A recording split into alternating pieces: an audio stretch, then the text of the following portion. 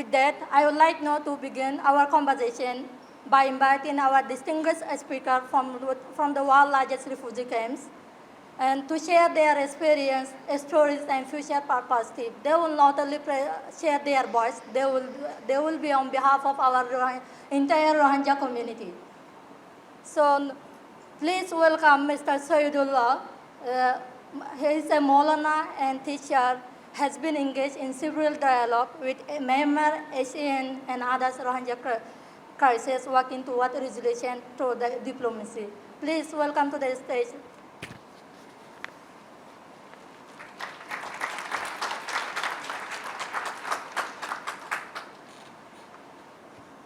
Bismillahirrahmanirrahim. وَتُعِزُّ مَنْ تَشَاءُ وَتُذِلُّ مَنْ تَشَاءُ بِيَدِكَ الْخَيْرُ إِنَّكَ عَلَى كُلِّ شَيْءٍ قَدِيرٌ. Ladies and gentlemen, distinguished guests, and brothers and sisters, Assalamu alaikum wa rahmatullahi wa barakatuh. I would like to express my thanks to the Bangladesh government and its people for sheltering 1.3 million forcibly displaced Myanmar nationals. Especially thanks this program organizer for on Rohingya issue. There is no secret about the Rohingya. Who are Rohingya? Where are Rohingya from? Everyone knows that. First, I would like to tell about the first wave of genocide on 2017. In 2017, the Myanmar security forces and Buddhist extremists violence crimes on us means this is the first wave of genocide on Rohingya. Its results, 10,000 Rohingya were killed and selected. 108,000 women and girls were raped and gang raped in front of parents, in front of husbands. The children were selected in front of parents, in front of relatives, and thrown onto the fire. Now, 8 years, what will change the world?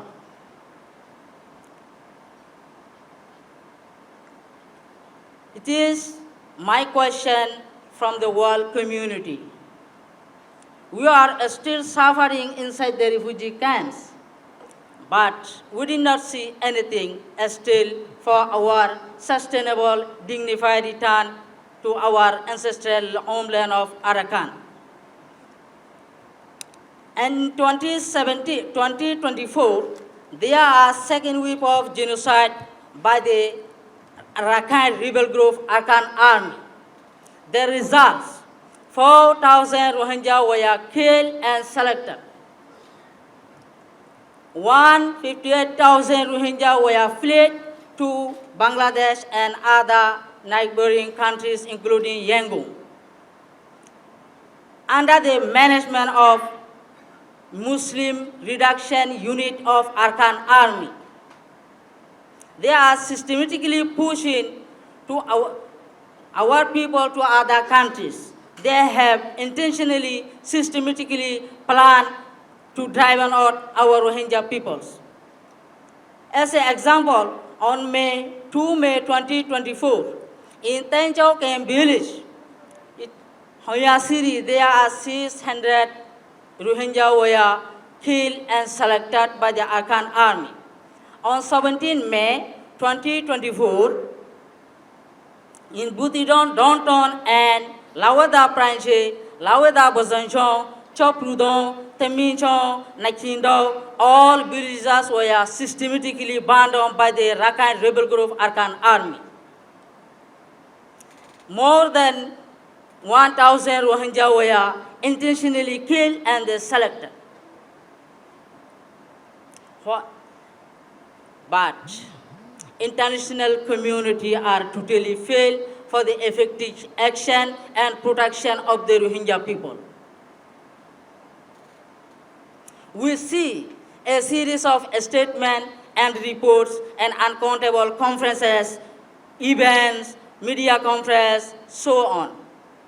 What are the results? All are good for nothing. Refugee life is not a choice. It is circumstance. Every human being may fall on that. Refugee life is like not easy. It is hell. Enough is enough. Let's go home. Enough is enough. Let's go home. We have every document that Arkan army killed on Rohingya people and other civilians. We have everything on details. Inshallah, we will help to the international mechanism to process their mission.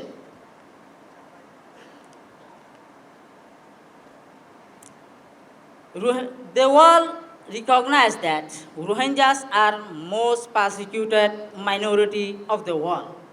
Persecuted does not mean Rohingya cannot do anything. Persecuted does not mean Rohingya cannot belong any country.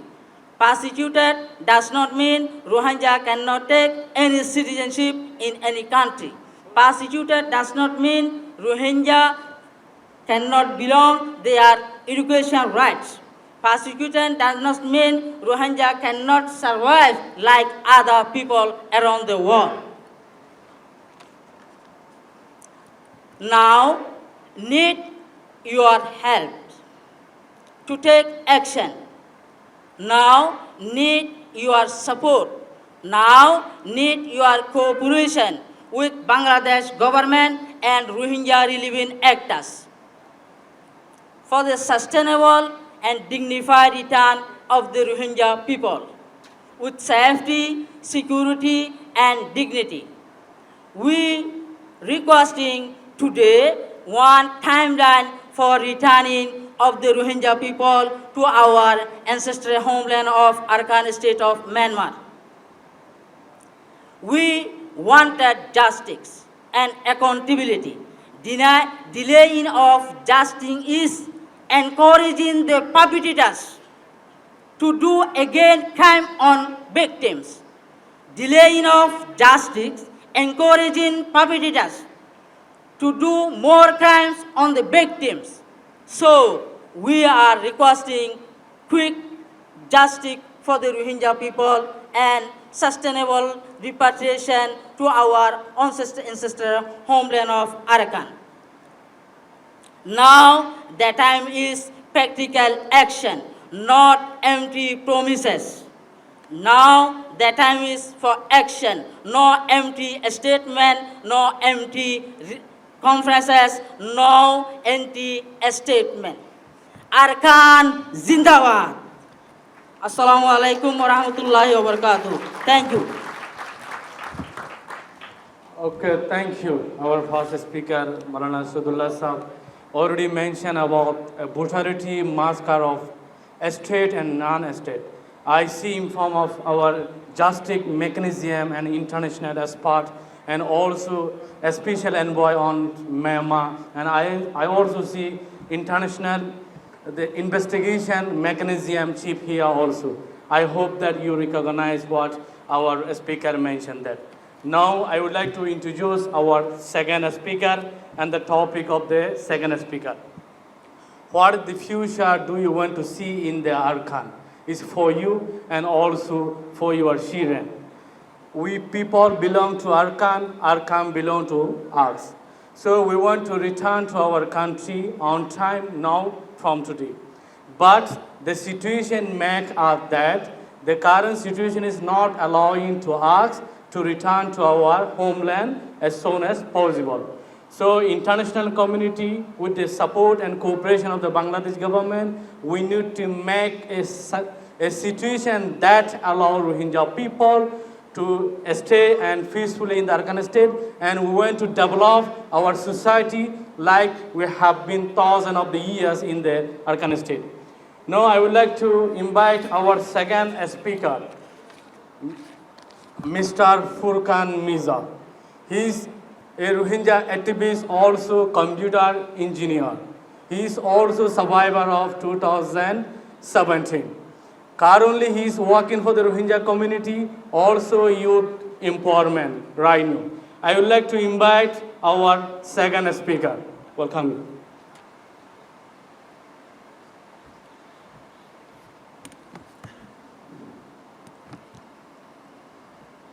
In the name of Allah, the most beneficent, the most merciful.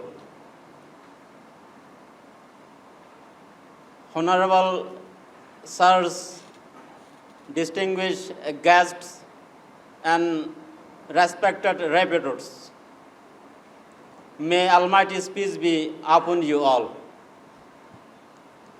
It is a great honor and a special privilege for me to stand before you as a Rohingya youth whose future has been profoundly affected by the genocidal system of Myanmar. First and foremost, I would like to thank each and everyone who helped organize this important event where our voices are heard, our suffering is acknowledged, and our future is ambition with hope. As a Rohingya student, when I was in Myanmar, I faced countless of hardships, discrimination, and unjust treatment. When I went to a school, I was not given equal attention as it was given to the community members of other indigenous group. Despite excelling in my studies, my right to education and higher studies was taken off. I was not allowed to attend university in Myanmar.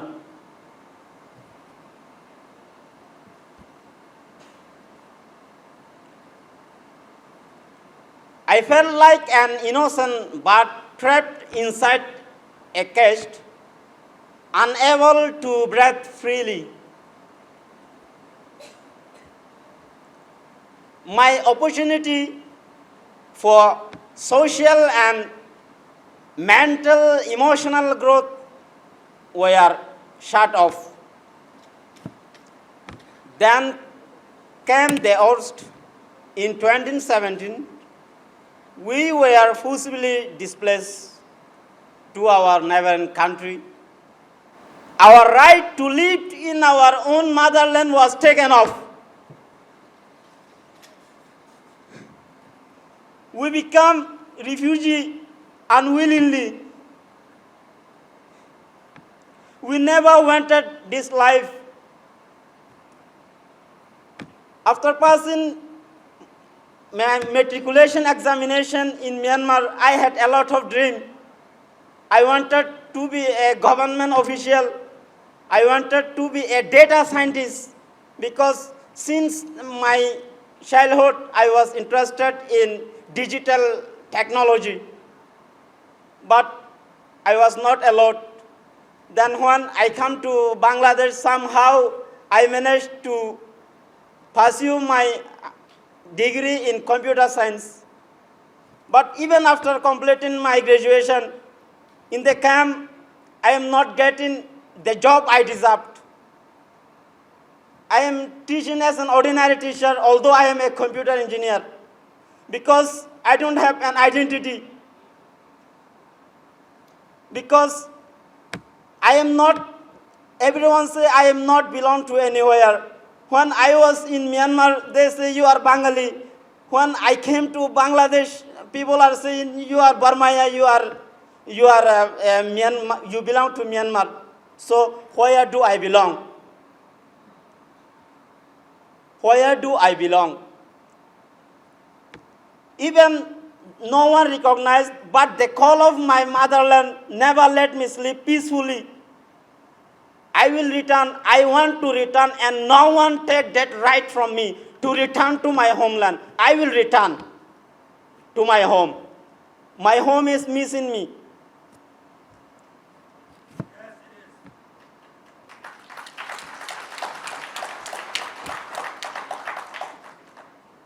Yes, I want to return in Myanmar, but I need equal citizenship right for me and for my children. My vision is a life of freedom, justice, and security in our homeland, free from fear of persecution and forced displacement. For that future to be real, we are the indigenous people of Myanmar, and our name Rohingya must be respected. No other false identity should be imposed on us. We need permanent guarantees that our people will never face violence, genocide, or forced displacement. We must live freely in our homeland. We must have representation in government system, parliament, administration, education, and security institution. Our children deserve equal access to quality education, healthcare, employment, and freedom to move, learn, and work. Our language, faith, and traditions must be preserved as a part of Myanmar's rich cultural diversity. Honorable guest, the real test of peace is not in speech, but in the lives of our children. I dream of seeing my children grow up free from fear and discrimination, able to study, play, and dream without limits. I want them to become doctors, teachers, judges, and leaders, people who can contribute to peaceful, democratic, and prosperous Myanmar. This is the future I want for myself and for my children and for all Rohingya community. A future of equality, dignity, and peace in our beloved Arakan. Thank you. Okay, thank you, our second speaker. I would like to clap again for his wonderful speech.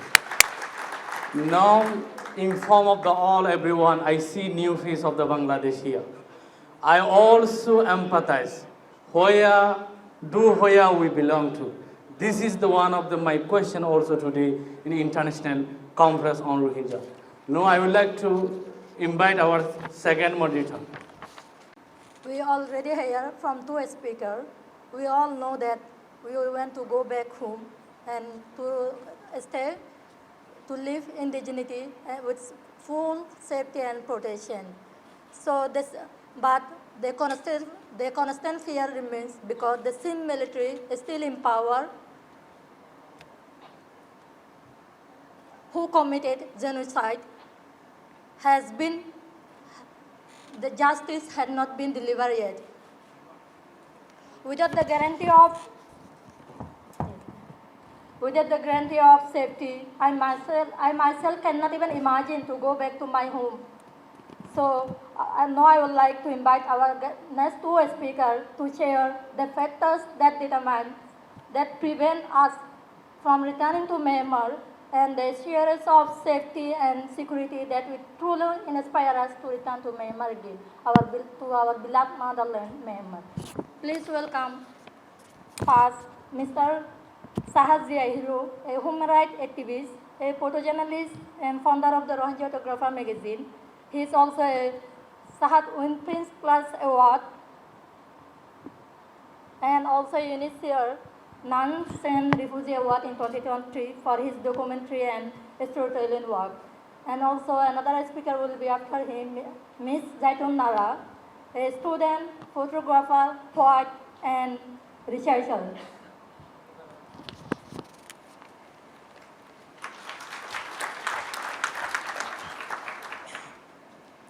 Thank you so much, Salma and Mr. Kimong and Ms. Lucky for moderating this event wonderfully and very nicely. And thank you so much for inviting me. Assalamu alaikum wa rahmatullah. Honorable leaders, distinguished stakeholders, ladies and gentlemen, my name is Sahad Zahiru, as introduced by Salma. Today, I'm very honored and grateful for giving me this opportunity to stand before you and share the voice of my community. First, I want to express my profound gratitude to the Honorable Chief Advisor of the Interim Government of Bangladesh and the Foreign Ministry of Bangladesh and the Chair of RRC, our Sir Mizan Rahman, and other stakeholders and who are joining this conference, this stakeholder dialogues on Rohingya issue. So, and thanks for giving us a chance to express our opinion, to share our perspective and opinions, and the idea what we can do together to solve this one of the world's biggest crises, the Rohingya refugee crisis, the Rohingya crisis. So the question of repatriation to Myanmar is deeply connected with the issues of safety, dignity, and justice. For us, repatriation is not just about physically returning to our homeland. It is about returning with rights, with dignity, and with the guarantee that we will never flee again and we will never face persecution again. We long to return to our motherland as soon as possible, but just not to survive. We wish to live with dignity, in peace and safety, with the full recognition of our basic human rights. We dream of a future built on religious harmony. But there are some factors that are preventing us from returning to our home, from returning to Myanmar. One of them is absence of citizenship and rights. The denial of our citizenship remains the greatest obstacles. Without legal recognition as citizens of Myanmar, we fear that we will be remaining voiceless, stateless, and excluded from the opportunities to live a dignified life. The second is militarization and ongoing violence. The Myanmar military and the Arkan army have been the very force of our suffering, killing, displacement, and the massacres. As we know, over 150,000 Rohingya people were forced to flee again just last year to Bangladesh, joining us. And even today, you can see, if you go to Naf River, you can see the Rohingya crossing the river, fleeing to Bangladesh. We are getting the news from the ground, from our community, from our brothers and sisters, how they are suffering, the atrocities, how they are facing the daily arbitrary detention, the massacres, the shielding, and even today there are more than 5,000 people just waiting at the border to cross the border to come to the refugee camp in Cox's Bazar to join us, because there are unrest, atrocities committed by the Arkan army, the rebel group. So no one feels safe to return under such condition. We need to make it safe. We need to make it safer for us. So we would like to go back and we can rebuild. For that, we call the international community, especially we have the IIMM, IIMM, the Fortify Rights and other human rights organizations. Please push your governments, please push ICC and ICJ to hold the perpetrators accountable and to bring them to your justice mechanism, to your arrest them, release the arrest warrant, and take action against all perpetrators. So, lack of accountability, this lack of accountability is one of the challenges that are preventing us from going to Myanmar. Not a single perpetrator of genocide against Rohingya has been held accountable yet till today. So with the justice and guarantees of non-repetition, we fear history will repeat itself. And destruction of homes and livelihood. Our villages were burned to ash. Our lands, our farms, our livelihoods and our homes were systematically confiscated and destroyed. We cannot return to nothing without the restoration of our property and the means to rebuild our life. A sustainable and dignified return is not possible.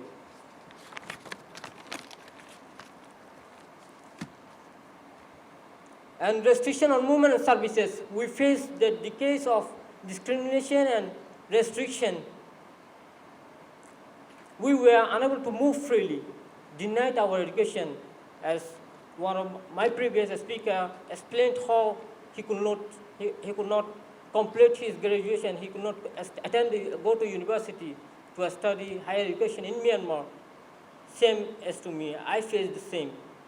I was studying in the second year in the City University in 2012, and there was the riots, the religious violence against Rohingya people, and I was excluded from my university, and I could not complete my graduation. Our education was totally banned. Our movement was totally banned. We were totally restricted. We could not even go to visit our relatives in other villages. If we needed to go to the town in emergency situation, we had to take a lot of documents from the administrator, from the police station, from the army, from many people. And so the movement restriction and the exclusion, the restriction from the services are one of the main challenges that force us to flee from the country. That we fear if we face again, if we go back to Myanmar without all of this, without solving all of these issues. So we imagine a normal life, like many of you live, a life where we can travel freely, seek knowledge, and expand our horizon. We cannot rely solely on the promises from Myanmar military or the Arkan army, who themselves carried out genocide against us. They are perpetrators. They killed our mothers, sisters. They raped our mothers and sisters. They killed my people. So, what will satisfy us is the guarantee of safety, dignity, and rights. We will only feel safe if there is a strong international presence, the UN peacekeepers, the United Nations, Asian member states, and other credible actors monitoring our rights and security on the ground. And most importantly, we need to empower ourselves. We need to be equipped to protect us, to protect ourselves, to defend our community by ourselves. So we can make it safer for my community. We also look to Bangladesh and OIC members, states, and the United Nations to act as our guarantors in this process.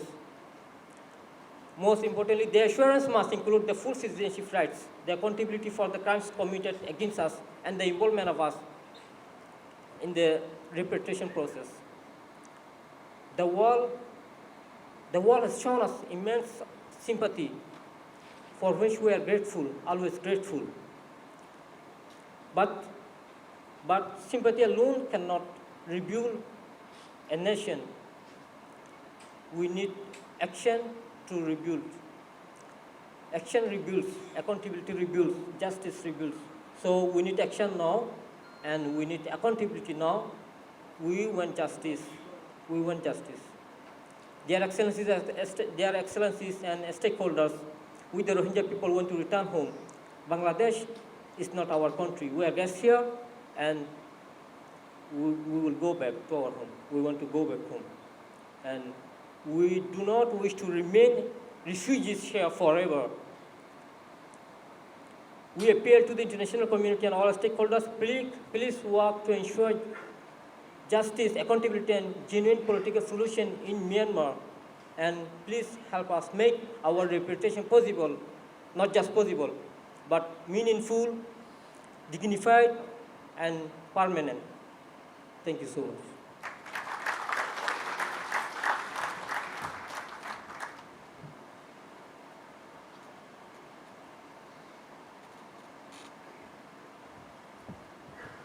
Okay, thank you. Now we would like to invite our next speaker, Mr. Hujjatullah.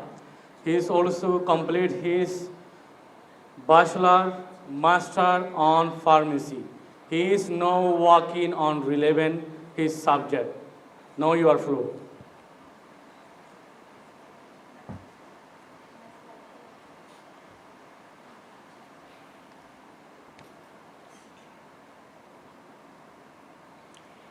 Dear Excellencies, distinguished leaders, and respected guests, today, a Rohingya girl is standing before you who have faced genocide at the age of 10.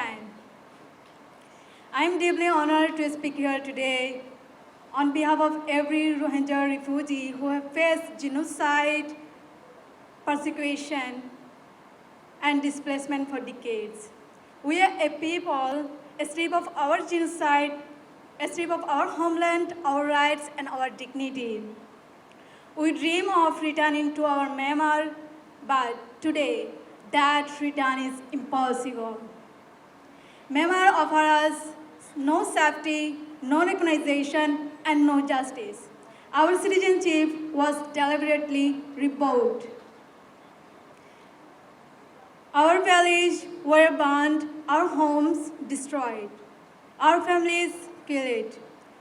Those remains in Myanmar under suffocating restriction, denied education, denied healthcare, and even the freedom to work from one village to another village.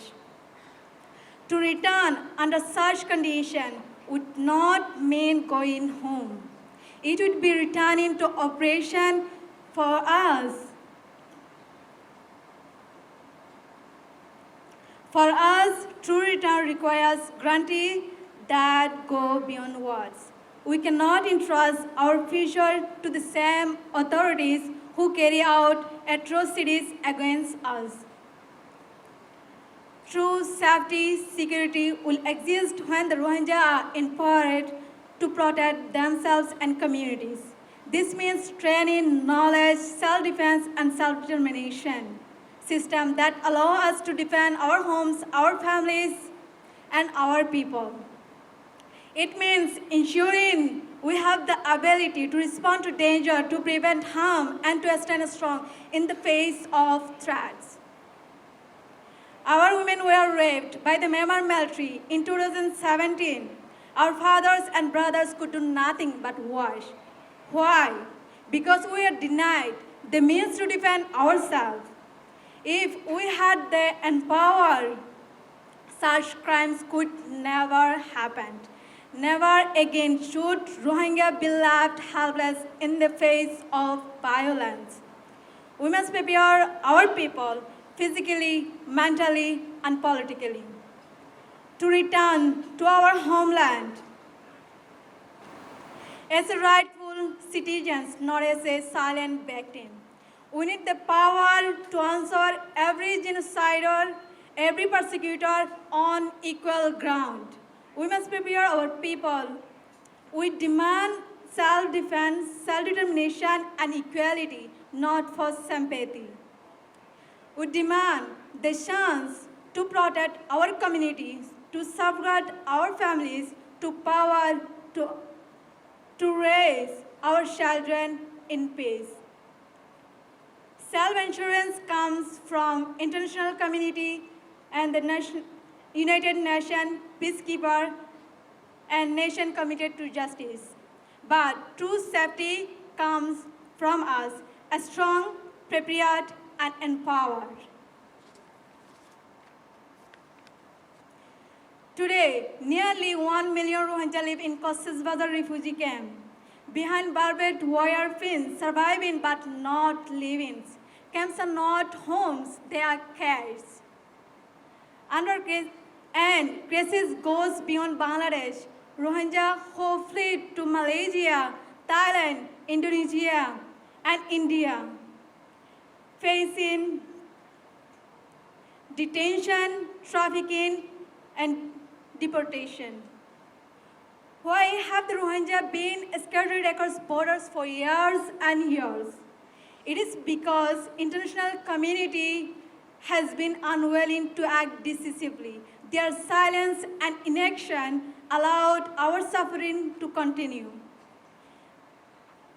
The international community knows the meaning of words genocide and persecution, but we, the Rohingya, have felt, tasted, and survived the unspeakable reality of genocide. Let me be clear, we are not refugees by our choice. We are refugees because justice abandoned us and we forced to be refugees.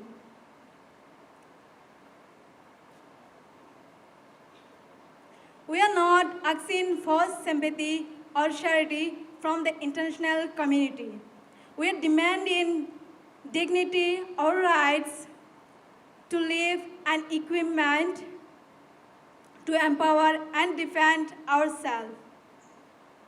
May our government must give us back what we own, our homes, our land, our freedom, our dignity. Justice must not be delayed. Impunity guarantees reputation, and reputation means more lives destroyed. Do not let another generation of Rohingya grow up without a home, without hope. Bismillahir Rahmanir Rahim. Honorable guests, respected brothers and sisters, thank you for giving me the floor to speak on this important dialogue session on behalf of my community, the Rohingya community. I want to share some experiences about the camp life. Life in the camp is a daily struggle. We depend on aid for survival, but most of the support is short-term and reactive. Families live with uncertainty, restrictions on movement, and very limited opportunities. The delay in repatriation combined with absence of justice and accountability created deep psychological stress among the community. For new arrival, life is even harder, as they often lack the shelter support and their children are denied access to learning centers. Our shelters made of tarpaulin and bamboo cannot withstand heat waves, cyclones, and floods that often occurs during different monsoon seasons.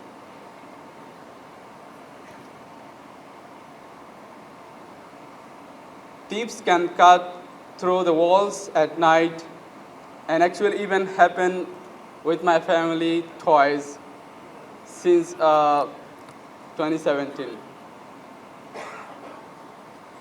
Many lakes, toilets, and drainage that cause increasing healthcare issues. New arrivals are forced to live with their already overcrowded relatives' shelter. What we need are not luxury, but stronger, safer, and more durable homes. Healthcare is limited and often poor quality. I had a very bad incident today. We are required to do some tests to attend this dialogue, this meeting. And I went to a clinic there in our camp to do some basic lab tests. And I was told that the WHO is not supplying the kits, and we are sorry that we cannot do this test here. And I was referred to go to another clinic, and what I saw is the same situation over there.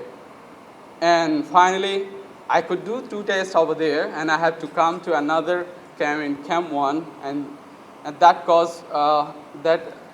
has taken a lot of time, and I was almost to miss the bus to arrive here. And treatable conditions are untreated, and emergencies often lead to tragedy. Mental health is another silent crisis, as many of us, or almost all of us, have suffered trauma, and we are in fear and hopelessness. What we need are not more clinics, but stronger ones that equipped with qualified doctors and more facilities to do the imagings and lab tests, so that people do not need to go outside of the camp.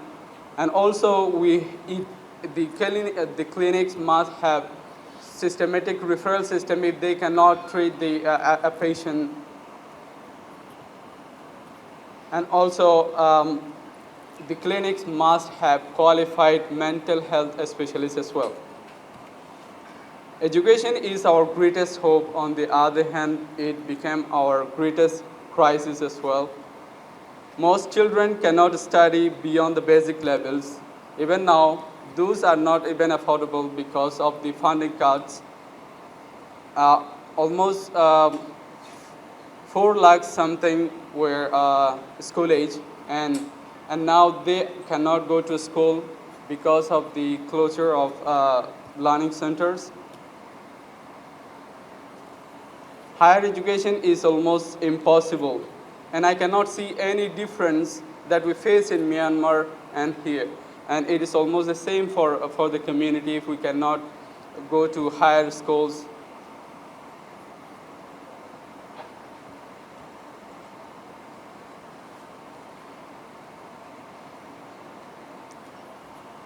As we know, education is like a blood flow or oxygen in the body. If it doesn't reach to one part of the body, it becomes damaged.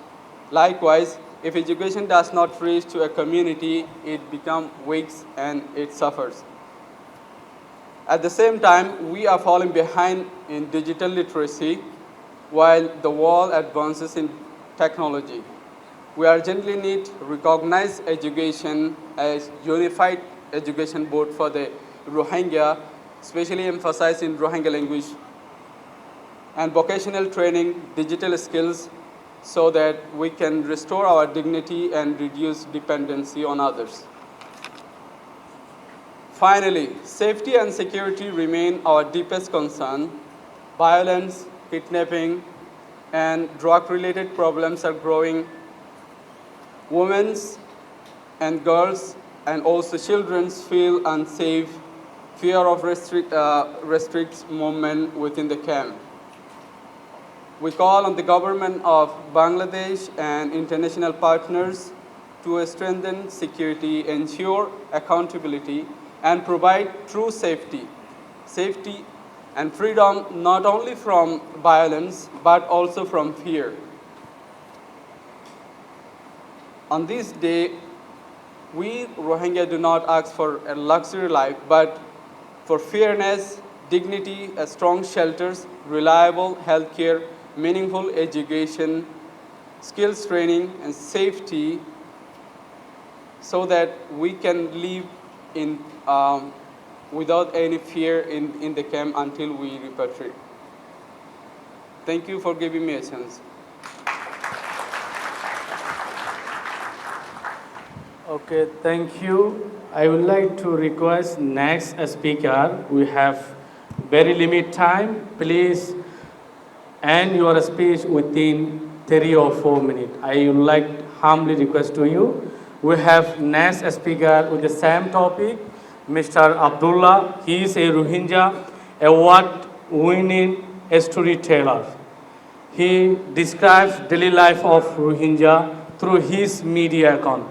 I would like to welcome Mr. Abdullah from Camp 1. Here, he already explained so many things about the camp life. And you have also knowledges about camp life. We have been, as it is about almost 8 years, we are here in Bangladesh. So I don't have to say about camp life to describe about camp life, but what I would like to share with you is my personal experience. We have fled in 2017. So it is, we already passed 8 years in the camp, in the tarpaulin shelters. We are seeing our children are growing in the same shelter. They born in the shelter, in the refugee camp. When I was in Myanmar, I could just completed my higher education about matriculation. I could not able to go to university. So, but the experience that I practically had in Myanmar, now I can see which is possible to be faced by our children in the Bangladesh if we don't take a practical step to solve the Rohingya crisis. 8 years is not a just number. We live these 8 years. I don't know if all the people here could feel the way we feel. 8 years for me, for myself, 8 years is almost about 80 years. I think that I do not deserve a 8 years long refugee life. I could have done so many things if I had a land, identity, and everything that all the people today enjoy in rest of the world. But for the Rohingya people, a Rohingya youth, if I had a chance to introduce myself, I could not say anything because I didn't achieve anything. I didn't have the chance to achieve anything. So if we live continuously in the refugee camp and we have the generation growing up, so when people ask about even the colleague and the friend from host community around us, sometimes ask about how we see the future, we cannot answer them. And it is because we didn't have a chance to form and to have to tell and share the experience like this today we have. And for that, I would like to thank everyone who worked hard to organize this,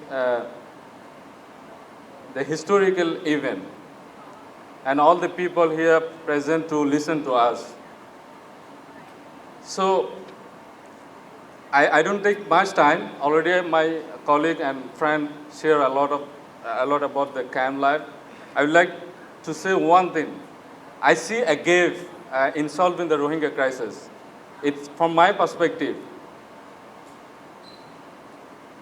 Why we didn't see any change within these 8 years? It is because there is no policy for the Rohingya people and a specific policy. We see around the world there are so many people, persecuted people, displaced people, refugees. But people, the refugee in other country, and the UN and other people and the stakeholders see them from with a different perspective. I feel they see us in a different perspective. That those perspectives are not the same with each other. Because they think that those people, those refugees have a land, but they cannot return there because the situation is not good. But in our case, it is different. Most of the people see us as stateless, but we are not. We are not a stateless. So, if we have a policy, if there is a policy for the Rohingya people, so the people who see us as a stateless, so they will not think like that.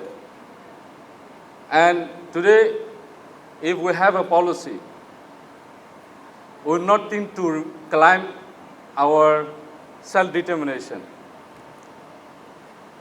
And we are just here to help us, to encourage us, so that we could have a chance to for self-determination. And I hope it is not just a dialogue on the Rohingya crisis. I hope there will be a solution, a decision, a good result we would have after this event.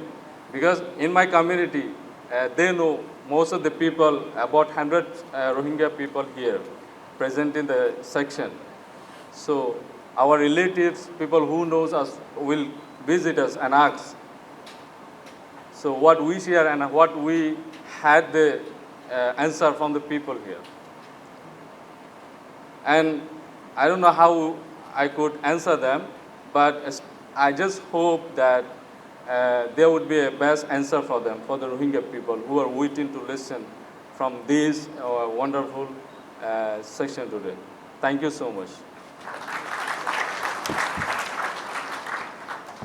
Dear respected leaders and honorable stakeholders, Assalamu alaikum.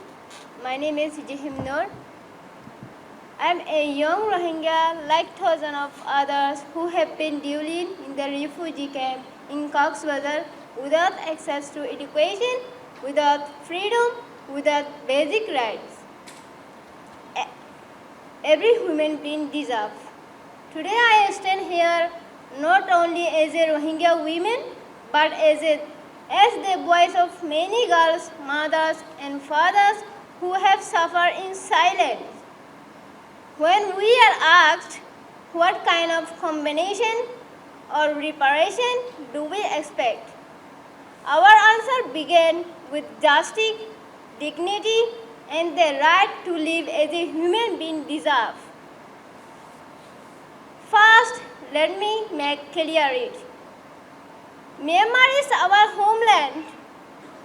We are citizens by birth, not by favor. We are not beggar of rights. We are not asking for charity. We demand justice, dignity, and the freedom that was stolen from us. Second, we demand the restoration of our right as a Rohingya with full recognition in Myanmar. We want our homes, our lands, our village returned, because without a place to live, we can rebuild our lives.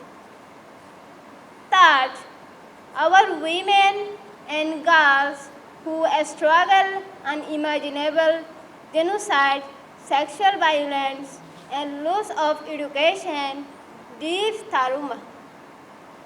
They deserve not only compensation, but rehabilitation, justice, and equal opportunities to study, to work, and to live with dignity. And above all, we demand guarantee of non-repetition so that no child, no girl, no mother, no family will ever again face the horror that we have lived through. Reparation for us is not about money.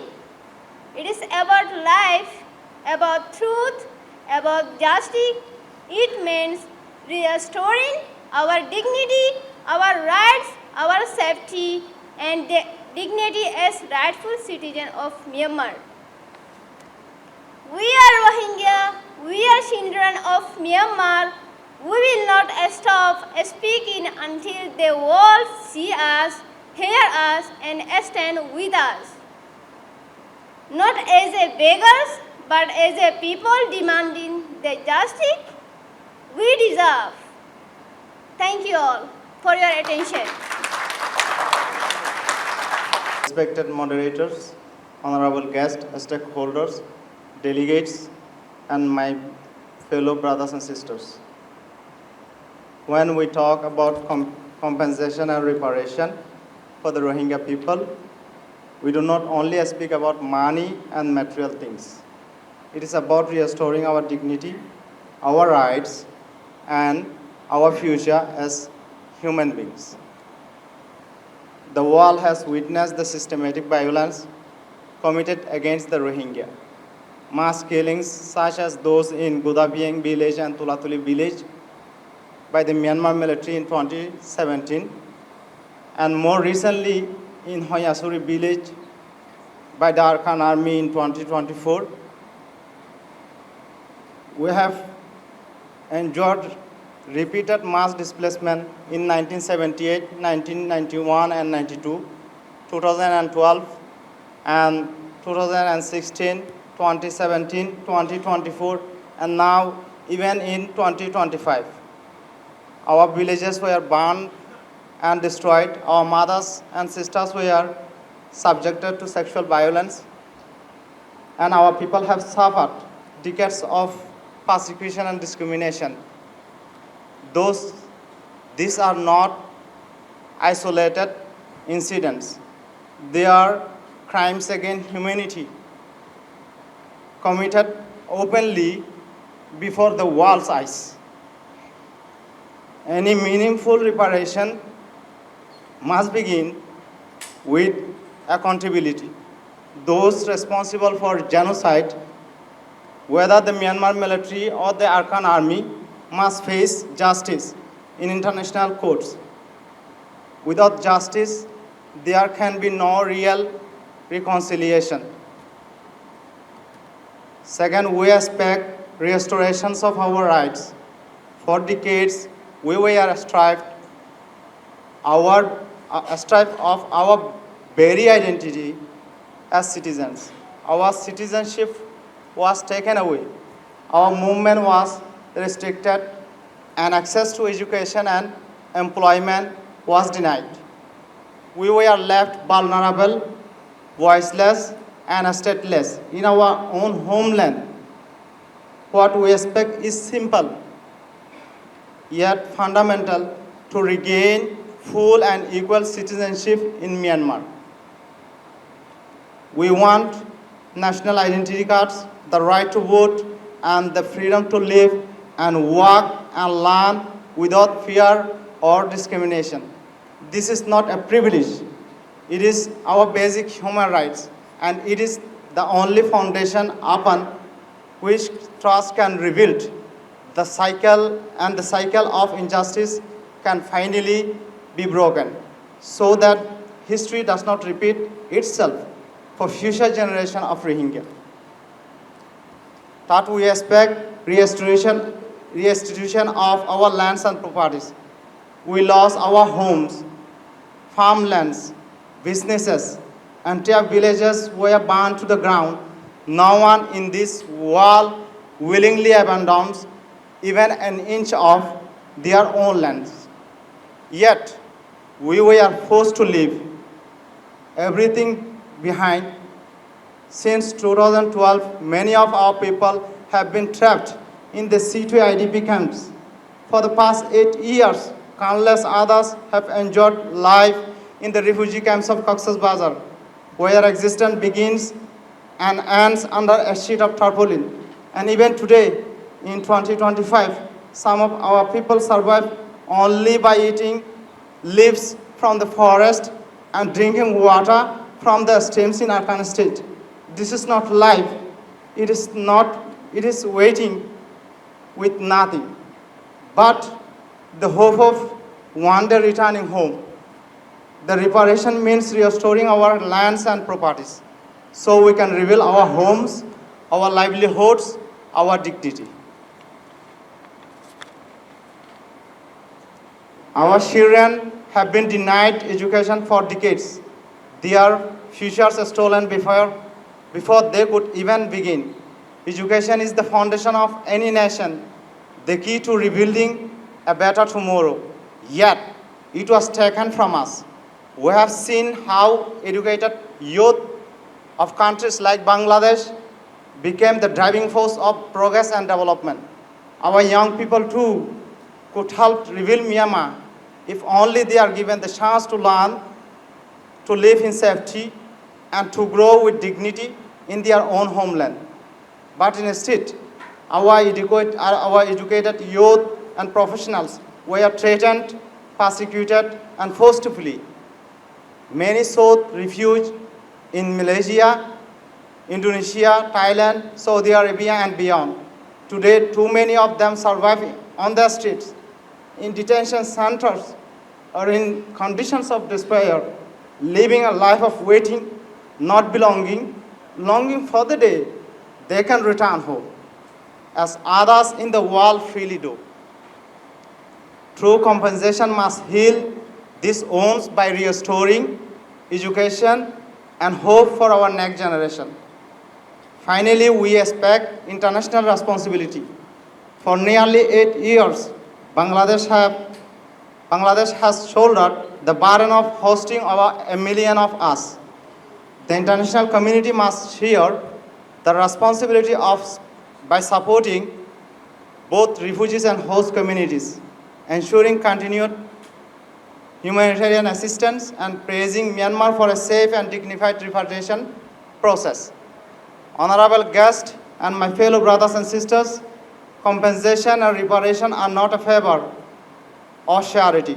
They are our rights. What we seek is simple: justice for the crimes committed against us, restoration of our citizenship and legal rights, return of our lands and property, support to rebuild our lives and futures, and recognition of our dignity and identity. If these are fulfilled, we will not only regain our homes, we will also regain our place as equal human beings in this world. Thank you. Active is mostly for the respected members of the diaspora Rohingya community. And I'd like to introduce our oldest and respected members of the diaspora living in different countries, originally from Myanmar. We have, I'm sorry if I'm gonna miss anyone though, we have Mr. Tonkin from UK, we have Mr. Nesseling from Germany, we have Ms. Hafsa from New Zealand, we have Mr. Javed from Canada, we have Mr. Saiful from Canada, and more. We have Mr. Nasser from US, and more as well in the audience. If I'm not wrong, almost 13 members from the diaspora have joined today. I have some leading questions for our members from diaspora, and I'd like to call on the stage to answer, to take the questions, whoever is able to. It's a very interactive dialogue, and we'd be interested to hear from the diaspora from their many decades of working experience, living experience in the refugee camps, and even practical genocidal experience from Myanmar as well. The first question I have is, does the media in Myanmar cover fact-based stories on Rohingya? And the floor is open to all the respected members of the diaspora to take on the question to answer. I can repeat the question again. Does the media in Myanmar cover fact-based stories on Rohingya? Assalamu alaikum. Thank you very much. Your question, I think I should answer this question because I have been giving many interviews to the Burmese media and also the international mainstream media. And also I have been focusing how they have been treating the Rohingya since 2012. Before the 2012, we only depend on the print media, and in 2012, Myanmar people start enjoying the internet. Yeah. So, in 2012, when the state-sponsored violence, sponsored by the things in government, and we were treated like the subhuman. They don't even count us as a human. You know. Here also I saw Myanmar media present. I am speaking before them. They know themselves and how they have treated Rohingya people. And in 2017 as well, one-sided, they never asked any Rohingya leaders or the activists or the human rights activists for the comment. All were one-sided. The media who got the foreign funding, they use the Rohingya in the English language to sustain their funding. And in the Burmese language, they call us Bengali. Bengali term is respectable, but not for us. The people who live in Bangladesh, they are Bengali. In India, West Bengal, they are Bengali. We call ourselves Rohingya. This is not, given by us. Our forefather given this name. And we have the primary source evidence that we can prove ourselves that we are Rohingya. But the state media, all the private media, they call us Bengali, and always they said we are the invader. They call us the Kohen Bengali, that we illegally sneak into the country.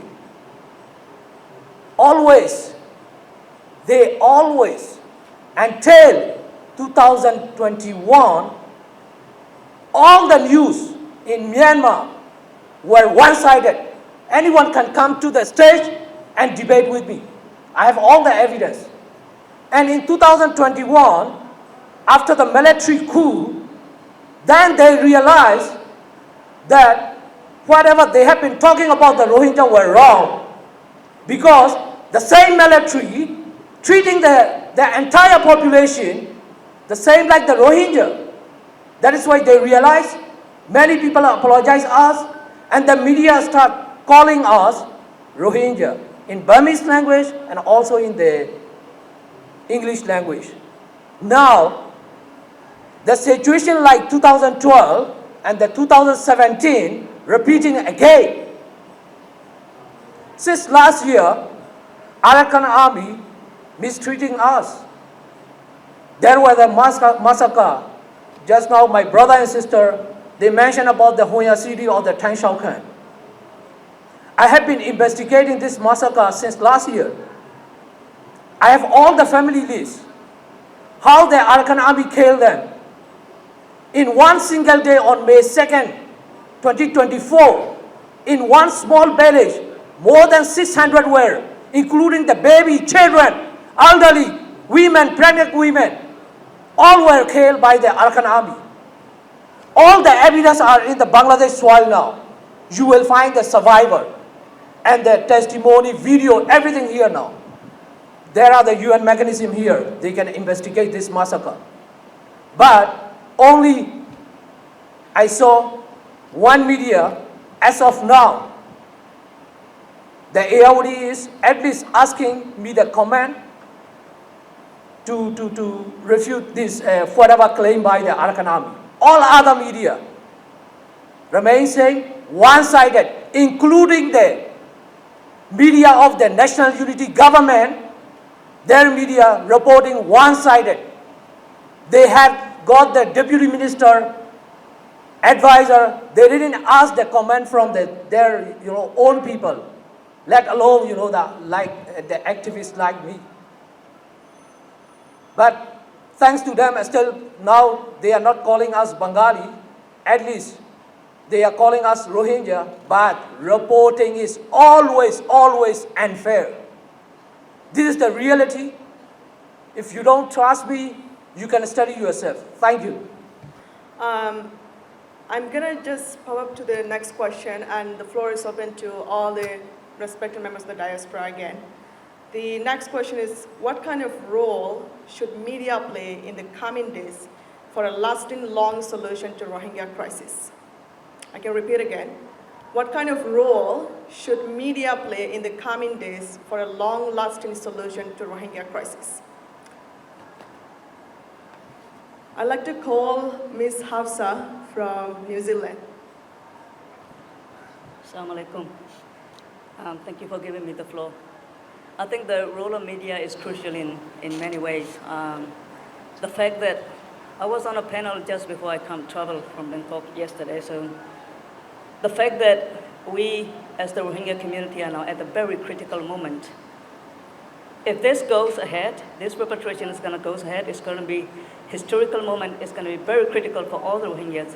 So the role of media now inside Myanmar, international space or regional space is so important in a way it has to be based on the integrity, to really base well informed by the reality on the ground. And if there will be biases, if there will be corrupted by, manipulated by any political or economic or geopolitical, whatever desire it is, it's going to be very, very dangerous. Because whenever we talk about repatriation, it is very heated, politically sensitive topic. So the role of media in that sense is very, very important. And it's not only the role of media, I would say, it is also the role of all of us in this room. And it is also the role of whoever is taking in and feeding into whatever the media is feeding us. It is our own responsibility to check the credibility of the sources. Is it really true? Is it really factual? Where is this media is leading? What is the objective of behind this media and the post and all of that? Because nowadays social media is very heated, and we have seen many scenarios and examples of hate speech, xenophobia against Rohingyas and many marginalized groups just by a TikTok post, just by an Instagram, just by a Facebook, and just by an article that has been driven by whatever desire behind their interests, not the best interests of the community. So I will strongly encourage all of us also to do our own work. And also the role of media it must be based on the best interests of the community, and most importantly on the integrity. Over. Thanks.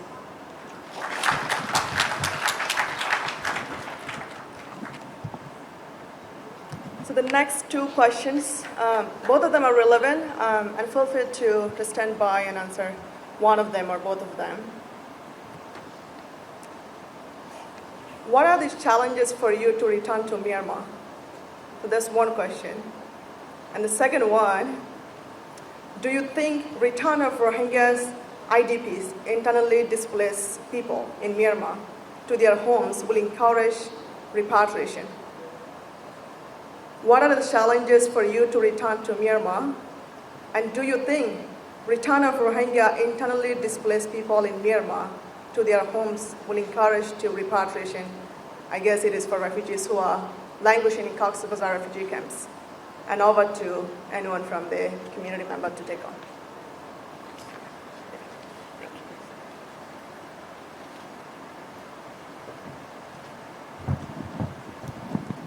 Assalamu alaikum. Thank you very much to Bangladesh government hosting this quite a wonderful conference we have never had before.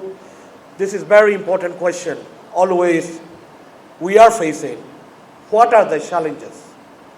I think someone mentioned here 5,000 Rohingya people just beside the Naf River. Currently, when we are speaking, Arkan army killing, arresting well-educated people, elderly people who are leaders in our community. They are doing disappearances, arrested with false allegation. And many Rohingyas, since 2024, they have kept under the arrest. Many family members do not know. So the challenges now, 2017, 8 years now, Burmese military wiped us, a genocide committed. One thing everybody talk about here, justice and accountability. The first thing, justice needs to be served. 8 years now, we have not seen any strong justice comes from international level. We have seen international community, of course, we appreciate. Thanks to them for your continued support. Of course, humanitarian aid on the top line. But for the justice, without justice, there is no peace. Without justice, we cannot return to our homeland. We have seen 6 to 7 times UN Security Council sat down. There is no such a resolution came. We have seen only presidential resolution. So here I want to point out, we were here for 8 years. My brothers and sisters, they mentioned, I couldn't stop my tears. When I heard they are suffering, I'm living in UK, I'm a Rohingya, I fled from Burma. But I'm also a refugee, I was there.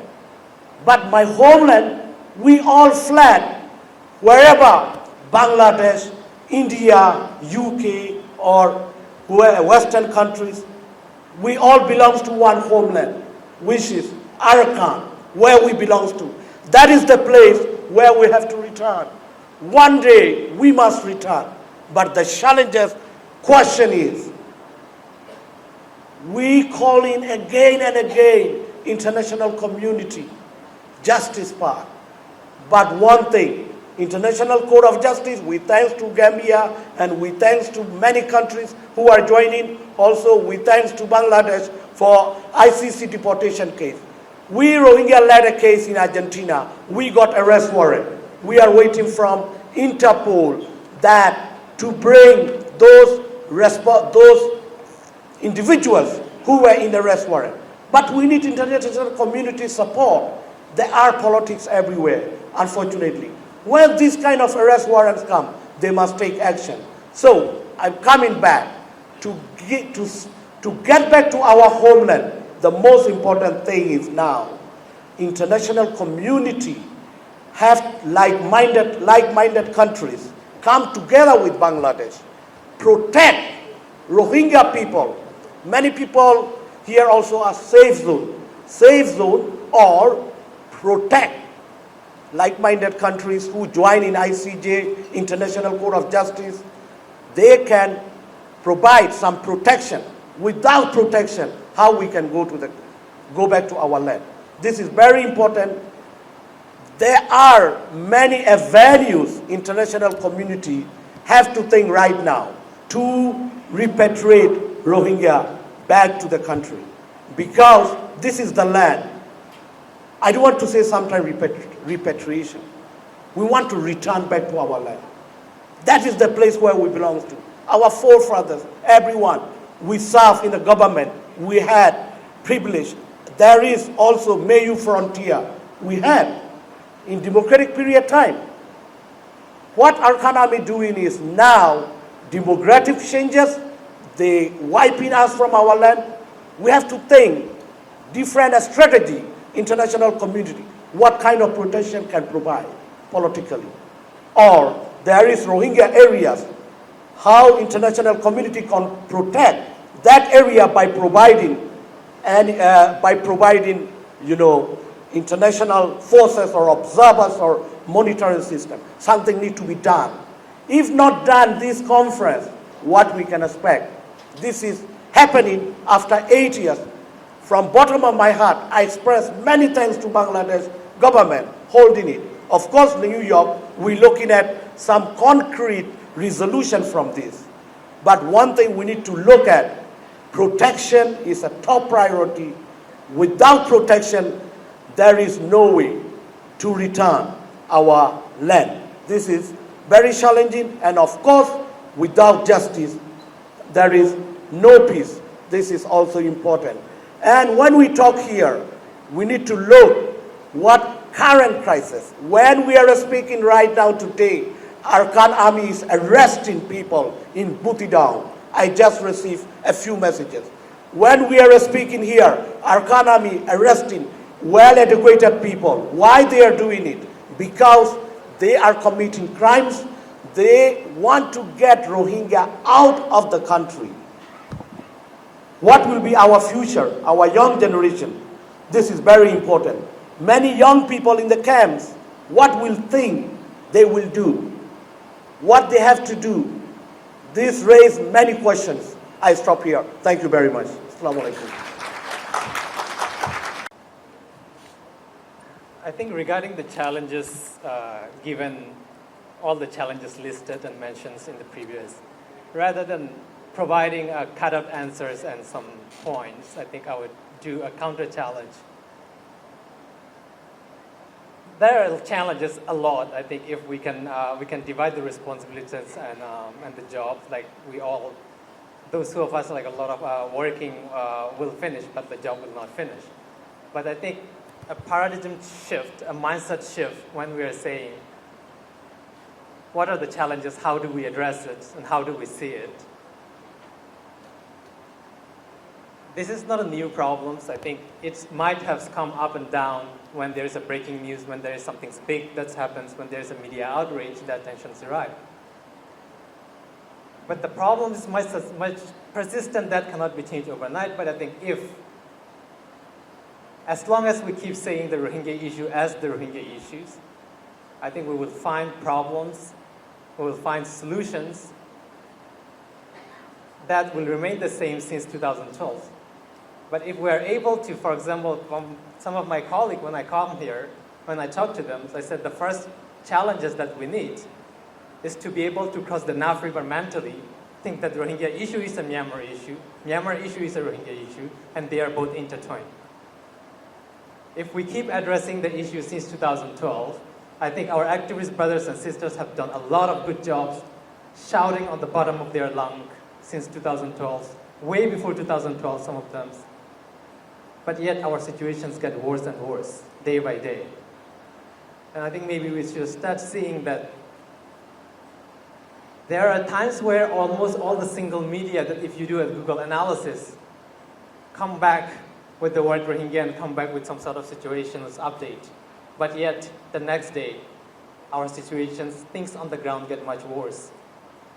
Maybe it is time to change the way we think, that if we keep shouting, if we keep working, if we keep bearing a lot of hard labor, sleepless night, while focusing toward the international communities, I think we forgot to look back inside the countries and we forgot to look back home while looking outside. And I think when we see the challenges, I think we should see from certain new lens and try to see maybe a new way of changing so that things on the ground could improve rather than going degrading on a day-by-day matter. And maybe I add one point to that. If any of you look back into Myanmar history, historically, none of the Myanmar political problems are ever solved from outside. They're always solved from inside. Yes, outside support is needed, it is helpful, it is appreciated, and sometimes it is necessary. But I think Myanmar political problems are always solved, most of the time, from within the country. And maybe I think we should time to see, when we see our challenges, maybe a perspective shift, maybe a new way of thinking, maybe a new way of addressing as well, so that while our voice gets louder, our situation gets worse, the pattern could stop there. Thank you.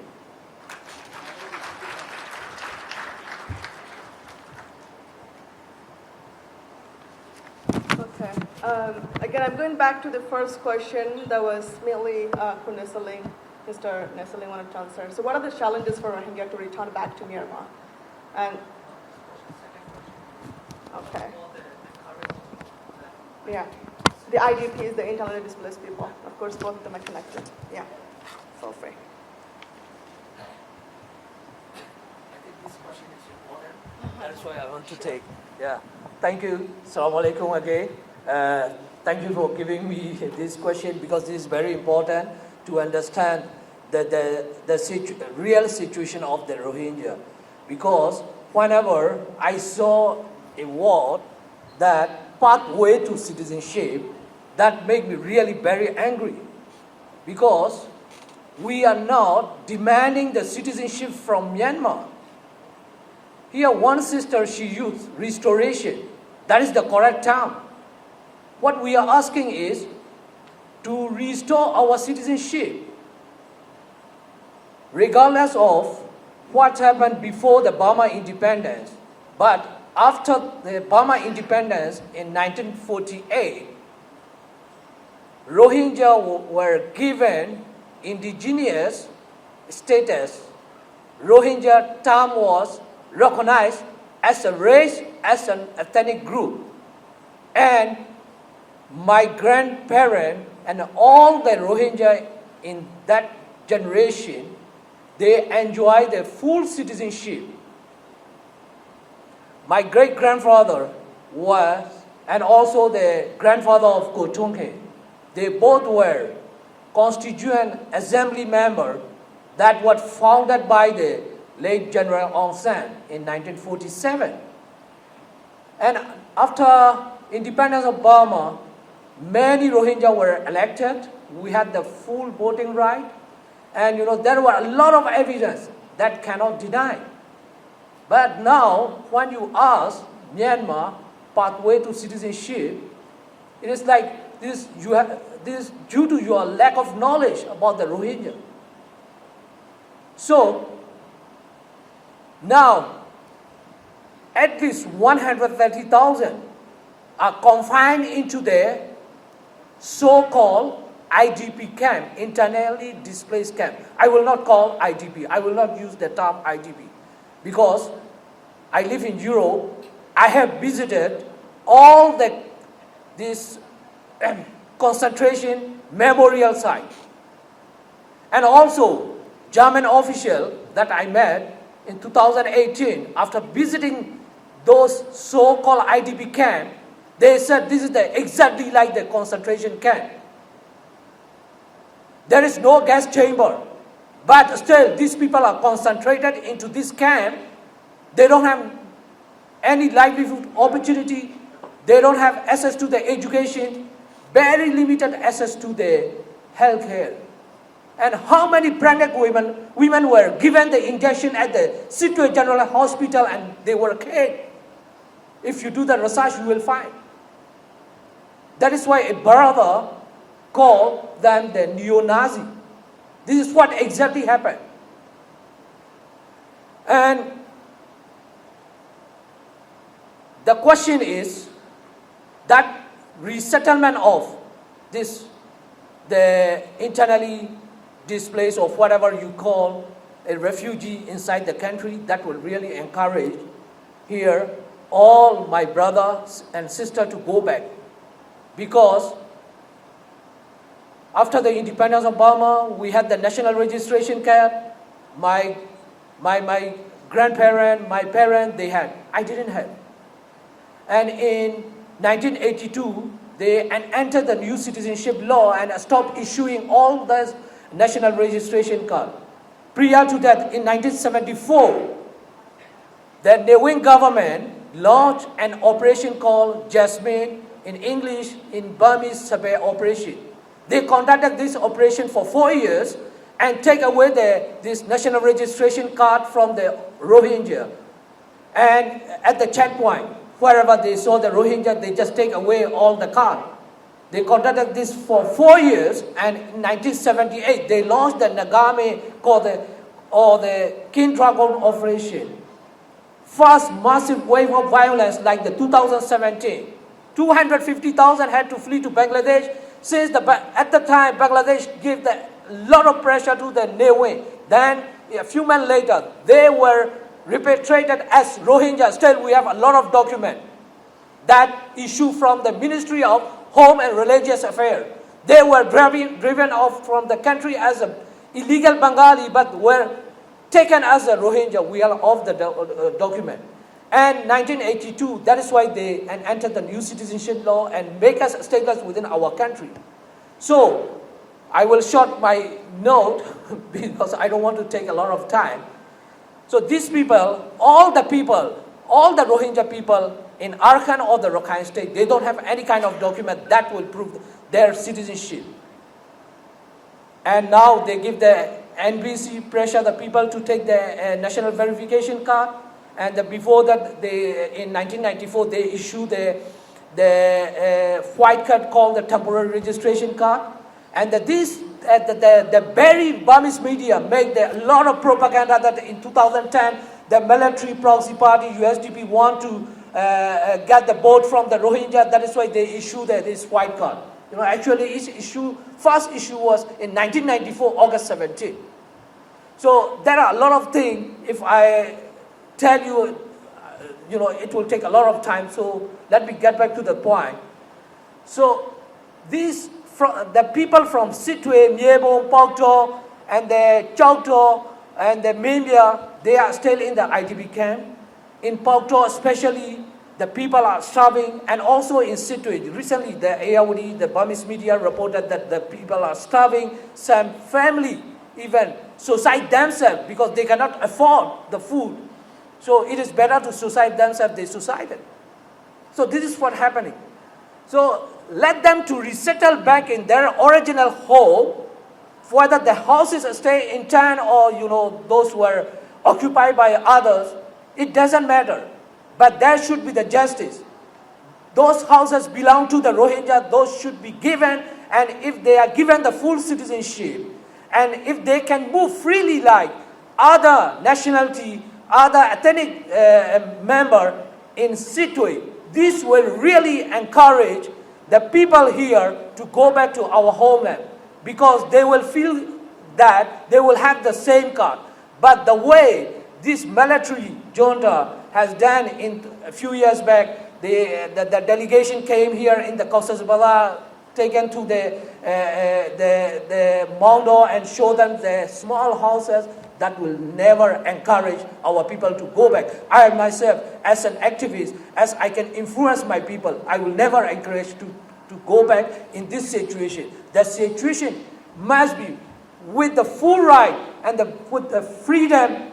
There is the guarantee that they will not be subject to this violence again. Then this will really encourage the people. Thank you.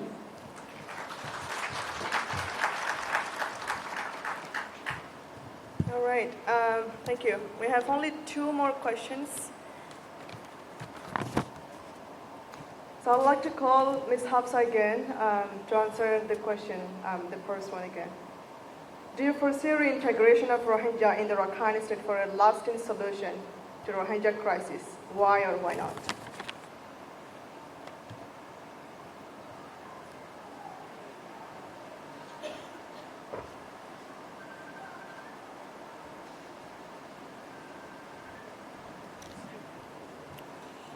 Well, to save everybody's time, yes, I do foresee it is a lasting solution. The very simple and straightforward question is, because it is our home. Saying that, of course, there are many elements to consider in terms of that integration bit. Many of the previous speakers, my fellow diaspora brothers and sisters, have also mentioned about the truth and reconciliation, the genuine acceptance by different groups of Myanmar, also by different ethnic groups, because one of the elements that we sometimes overlook by some of us, not all of us, is that the denial of Rohingya existence and belonging to Myanmar, it does not only come from the government itself, it also came from many other ethnic groups of Myanmar. Of course, there is this excuse of Myanmar government is very good at dividing and separating us from other ethnic groups, but also there is accountability bit that is missing from our brothers and sisters from different ethnic groups, is that we fail to do our own homework. Of course, there is system to blame. Of course, there is government to blame. But ultimately, it is our own responsibility to do the homework. And I did that for myself to understand about the operations against Shan, Kachin, and Karen, and others. And the same for Rakhine. I understand, it is very hard to just ignore everything that has been done to us and to my community it is still happening by both Myanmar junta and Rakhine and Arkan army. But I also understand and want to acknowledge that there is a lot of political implication in that. And with that integration, we also need to look at this truth and reconciliation. I want to reiterate that the previous speakers from the camp and amazing speakers have mentioned, there has to come also acknowledgement, and not just by the Arkan army, but also by other ethnic groups of Myanmar, from the genuine acceptance as one of them. Because we have been there, we are there, we will still be there regardless. And again, integration, yes, I foresee it is our lasting solution for all of us. I stand before you today not only as a Rohingya youth, but as a voice for an entire community, a community that has lived for centuries in Arakan, a land we know as our home, yet one from which we have been forcibly uprooted. The Rohingya are not outsiders to Myanmar history. We are a part of it. Yet, for decades, we have been systematically excluded, denied citizenship, and made to feel like strangers in our birthplace.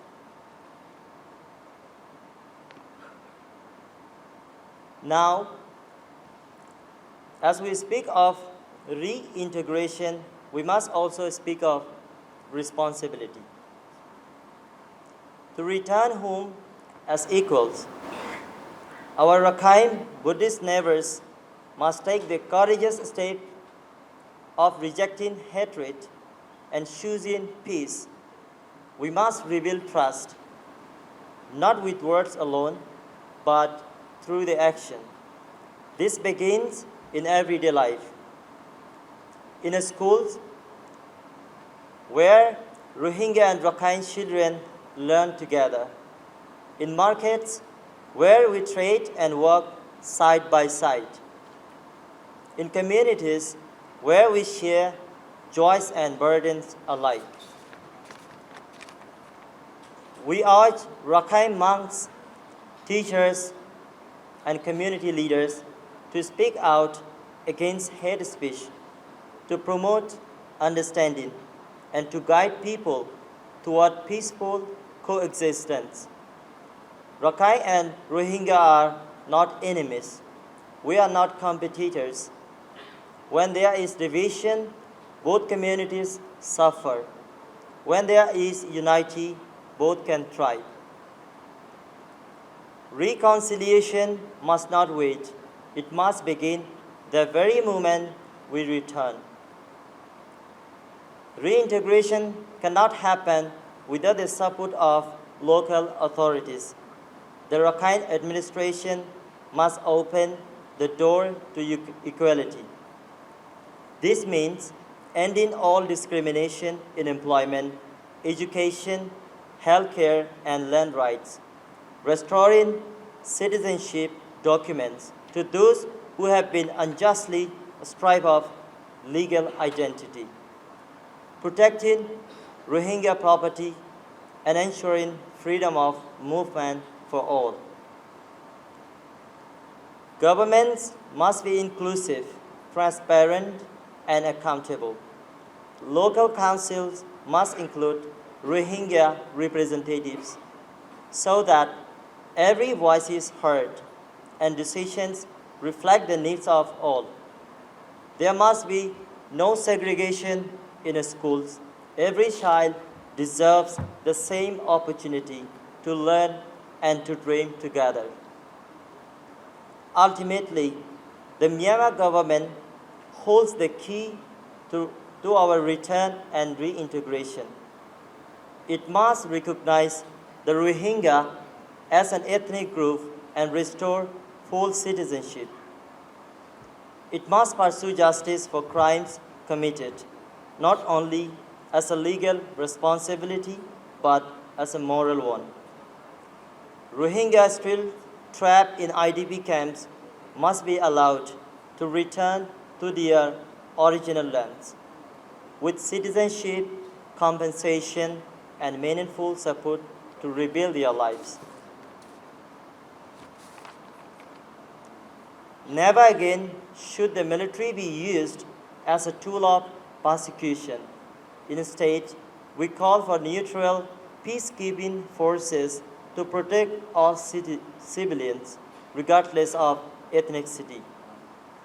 Myanmar must also engage actively with the UN, ASEAN, OIC, EU, and Bangladesh to ensure that repatriation is voluntary, safe, and dignified, not forced or symbolic, but meaningful and lasting. Reintegration is not just about returning people to houses. It is about restoring dignity, rebuilding trust, and creating a society where no child grow up hearing that they do not belong. We, the Rohingya, are not asking for privilege. We are simply asking to live as equal, without fear and with a chance to contribute to the peace and prosperity of Arakan. Let our children grow up in a land where the word neighbor means friend, not enemy. Let our future be one where the word Rohingya means not refugee, but proud citizen of Myanmar. If our Rakhine brothers, neighbors, local administration, and national authorities take these rules seriously, then together we can build a future in justice, equality, and shared humanity. Thank you, everyone. তো যখন আজকে আর এত 8 বছর ফুরাই গিয়ে গই আর যদি আজ দেশে যাবেলা বলি হনকান কিছু করি নেওয়ার দিয়ে আনলা বলে আর বেশিটা চিন্তার মাঝে আছি কেলা দেশকেও দিয়ে আন্দাজে ইনসান দিয়ে নতুন দেশকেও দিয়ে বেখা মাখা আছে আল্লাহ তালা যাতে ব্যক্তিরও দিয়ে তার আর কোনো খসুরি যারা আর তুই যাতে বললে বলি আর যাতে সরকারের আছে হনকান জিম্মেদারি মাঝে নাই বলি আর তাম্মাইতে যাতে জুলুম করি আর এঙ্গু দৌড়া দিদি আন মগর দুনিয়া ভিত্তি আর কেনা করি বাবা নিন্দা করো না বেশি জরুরি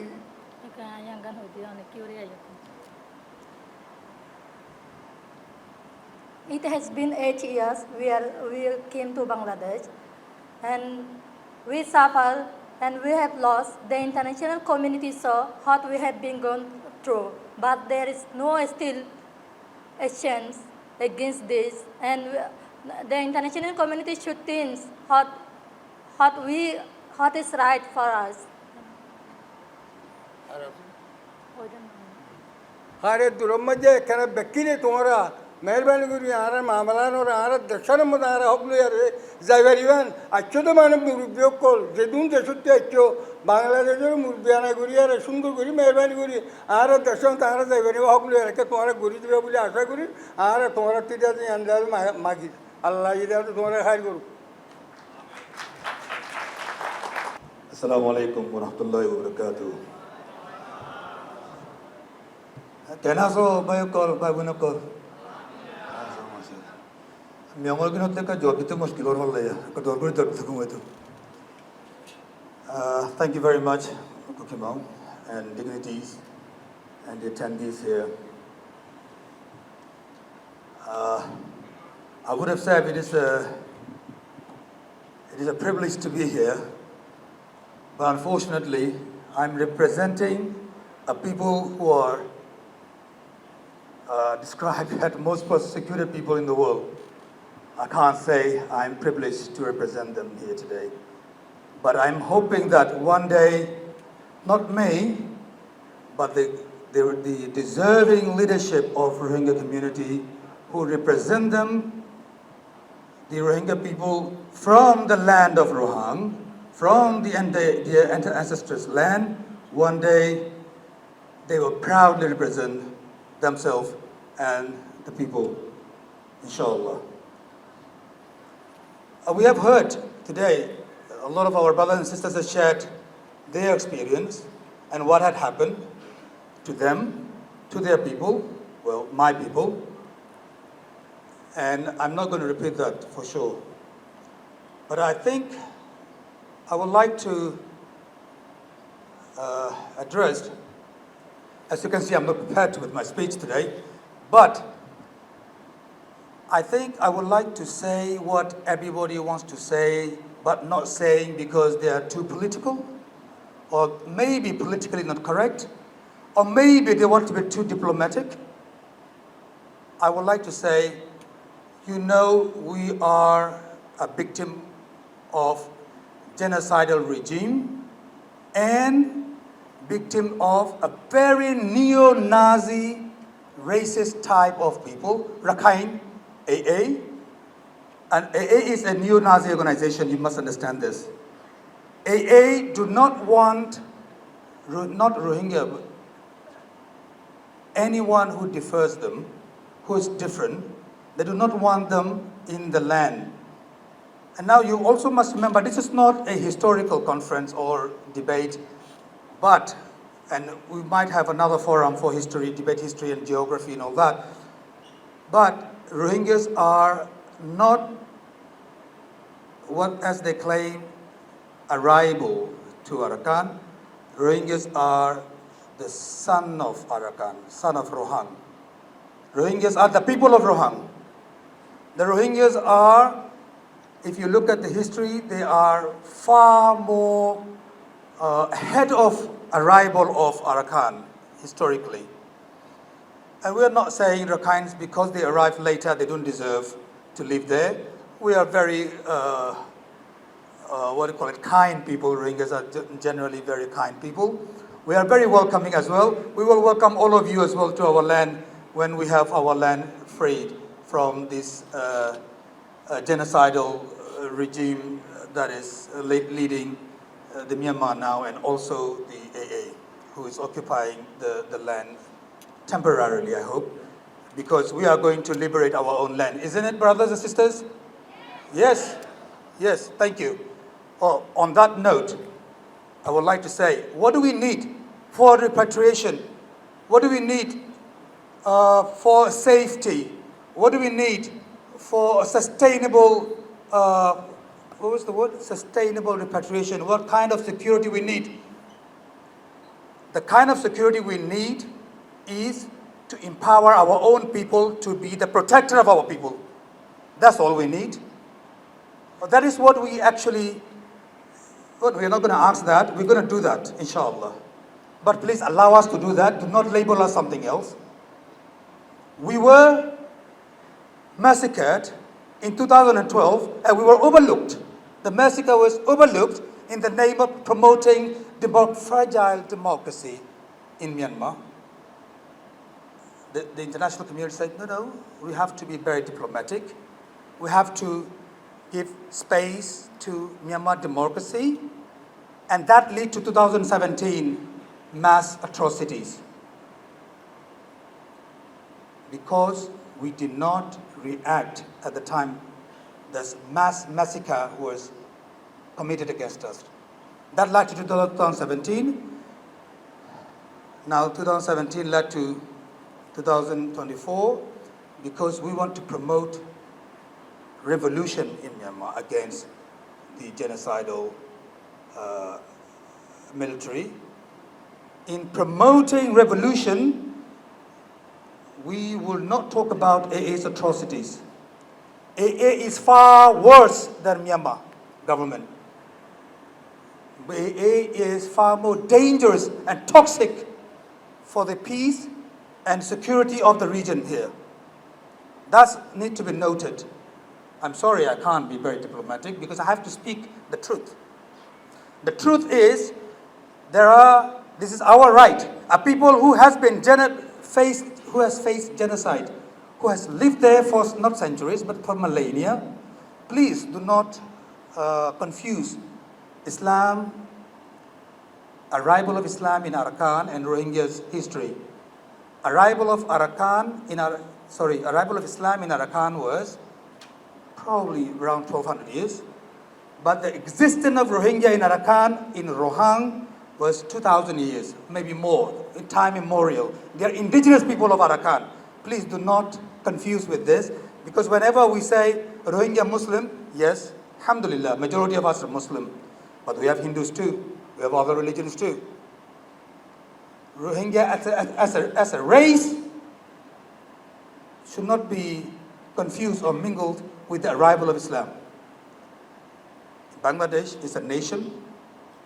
I don't know what religions there were before, Hindus, Buddhists, maybe Zoroastrians, maybe many other things. But arrival of Islam has blessed them with Islam. But the people did not change.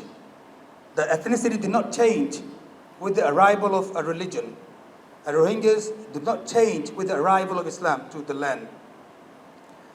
Well, the point, to be precise, what do we need is we need to exercise, we the UN, the given right to us, that is, what is the word? Self-determination, and many have uttered this word. Self-determination and safe zone under the mechanism of UN, R2P, that needs to be established. Safe zone must be established and empower the Rohingya population to govern their own nation, to provide security to their own nation, and help. What we would like is your support in doing that. Because it would not be sustainable, even not fair, to ask a people to live under a people who has been planning for, even pre-independent, to wipe out entire nation from their own land. And if you ask me, I don't know what example to give. For example, if you ask, Holocaust victim under Nazi government, I can hear everyone is quiet, but this is a question I want to ask. Would that be fair to ask? I don't believe so. Therefore, I would like to request to my own people as well that self-determination and I will be a minute. Thank you. Thank you. I got your signal. But let me be clear. We, for example, citizen. We are the citizen of the land. We don't need to ask anybody. The Bangladeshi did not ask citizen from anybody because they liberated their land. Their citizenship was granted for them. And likewise, we need to liberate our land. We need to claim our land. We need to claim our land the way everybody else claimed. I hope you understand what I'm saying. And safe zone is very, very important. Thank you very much. I hope you got my lesson. My concern. 3 to 5 things that expected to change through the emergence of Rakhine Myanmar authorities. I think obviously justice and accountability before anything could even take place to think need to be there.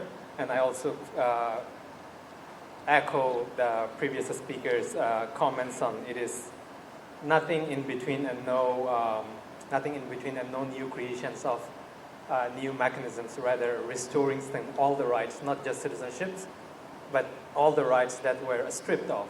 And I would add maybe one point to add to this is mostly toward the international communities. That I often see very romanticizing of this citizenships, but yet when we go into the Myanmar framework, these citizenships only answer individual right questions. It doesn't answer collective right questions. And I think it is important and imperative to think Rohingyas were persecuted on the basis of identity, on a collective identity, not individual identity. And when we try to restore back, I think it is equally important that we do not just zoom in and romanticize citizenship laws so much that we forgot what was the basis of persecutions in the beginning. That it is the collective right, it is the collective identity. So when I say restoring the citizenship, I would say go beyond the steps, go beyond the just identifying the individual rights, but rather the collective rights as well. And there, two more things maybe that might require is again, this is also toward the international community. I think a lot of us focus on the repatriation. But there were a few repatriations before which were not just successful. And if we keep sending a ball to the other side of the Naf River, which might eventually hit the walls and come back, because this is the fifth wave of refugee waves that we are seeing. I think what we should be looking at is maybe a Lego piece that if we were able to send to the other side of the Naf River, that will snug into the larger Myanmar political architect and stay there. And the Rohingya do not have to repeat these patterns over and over and over again. If we keep sending the volleyballs to the other side of the border, that will hit the walls and come back. Nobody can guarantee that there will be another wave in the next 30 years, in the next 40 years. So I think these are a few points that I wanted to think through that over romanticizing of the citizenships and forgetting the collective rights, sending the volleyball back instead of a Lego piece that will snug into the Myanmar political architect. And also, maybe this is more toward the educations, that if the education's patterns continue the way it is today, we will be sending essentially a population that will not be able to stand on its own feet. If we were to stay on the other side, we need to be able to stand on our own feet and protect our own rights. I think that's probably the last point that I will add to the 5 points there. Thank you.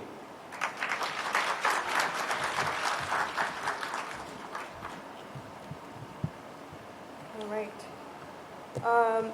Looks like we're already end of the section. I'd like to keep one more question open to everyone. Members from the refugee camp or diaspora, especially to the Rohingya community members. How do you see continued hostility between Rohingya armed groups and the Arkan army in relation to your return and reintegration in Myanmar? And this is, I guess, mostly for us to be able to go back to Myanmar, but then at the same time, to think through a different way, not just through the repatriation or to imagine a magical solution to appear in front of us, but actually to think through different channels, different way, how do we get into the Myanmar? So I just wanted to clarify the question a little more in detail. And the floor is open to anyone in the audience. Question is a little bit tricky and hard to answer. I have to accept that. But the issue is we are not addressing the root cause yet.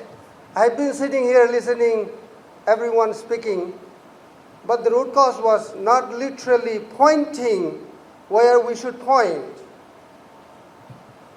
The perpetrator, the Burmese government, I call it Burmese, I don't like to call it Myanmarese or Myanmar because I was born in Burma. No one has the right to change the name of my country. That is my country, that's where I was born. That's why I will be using the word Burma. The Burmese government is the criminal, rapists, looters, murderers, arsonists, whatever you name it, you can find it. They have committed all the crimes that you can find in a dictionary. All of them. But they're still running free, wild. What is wrong with the world community? What is wrong with the UN? What is wrong with all the other system that we are pretending mostly, pretending to be helping the refugees? Who made us to be refugees? I did not want to become a refugee. I became a refugee in 1978. My father was arrested. The ID card, we call mapunting in Burmese, torn apart, threw away, and then police asked him, show me your ID. And my father asked him, are you nuts? Excuse my language. That was the word. Are you nuts? You just took my ID, torn apart, threw away, and asking again, where the hell I can find another one? And he was arrested, put in a go-down in Sitwe, Akyab, and the lock was never opened. He was my father. Imagine, as a human, your family, your son, your daughters, your mother, they were arrested, put in a go-down. They are not commodities. Lock the door. Let them rot. How would you feel? Where is the justice? Why these criminals are still running free? Why nobody is doing a thing? All these neighbors, the spill, they are the one bearing the burden of the Burmese crime. Burmese government is committing the crime. All these spill over burden is on the neighbors. What is wrong? I talked to a few parliamentarians in Thailand. I was helping Rohingya refugees there. And they says, well, we are part of ASEAN and we're non-interference situation. We can't do anything. I said, so you just keep quiet. If you never throw, excuse my language, throw shits to your plot, to your house, all the time, non-stop, and you say nothing. That's how it is. Why we cannot address the issue? Where the root cause is, we need to solve the issue where the issue is actually. If we are keep addressing or treating the symptoms, the disease will not be cured. Will never be cured. So we need to address the main illness. Burma, if I term it correctly, is a refugee production factory. Burma is a refugee producing factory. You can see along the Thai-Burma border, tens of refugee camps, hundreds of thousands of refugees. Burmese refugees are in Bangladesh. Burmese refugees are in India, in Sri Lanka, in Malaysia, in Indonesia, in even Laos. Laos is one of the poorest country in our neighbor. Even Burmese refugees are there. Why? Why? Bangladeshi, there is no Bangladeshi refugees in Burma. There is no Thai refugees coming into Burma. So what happened? Why there is certain law or how things work is also perplexed me most of the time. Say, okay, many countries recognize the crisis of Rohingya as genocide. Really? Is this selectively, we just use the word genocide and all done? Where is the action?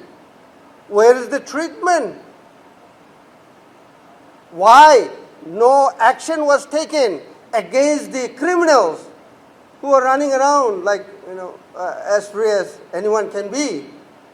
So when we come to the main question she asked, the conflict between the Rakhine or the Rohingya arms group. I don't know if somebody in front of me kill my father, I will not keep silent. I will hit, punch, do whatever I need to do to the guy who is doing to my father or my family or anyone else. So if someone expect me, well, say, you hit me once and hit another time, once you are satisfied, you can return. No, it will not happen. That's now human being react.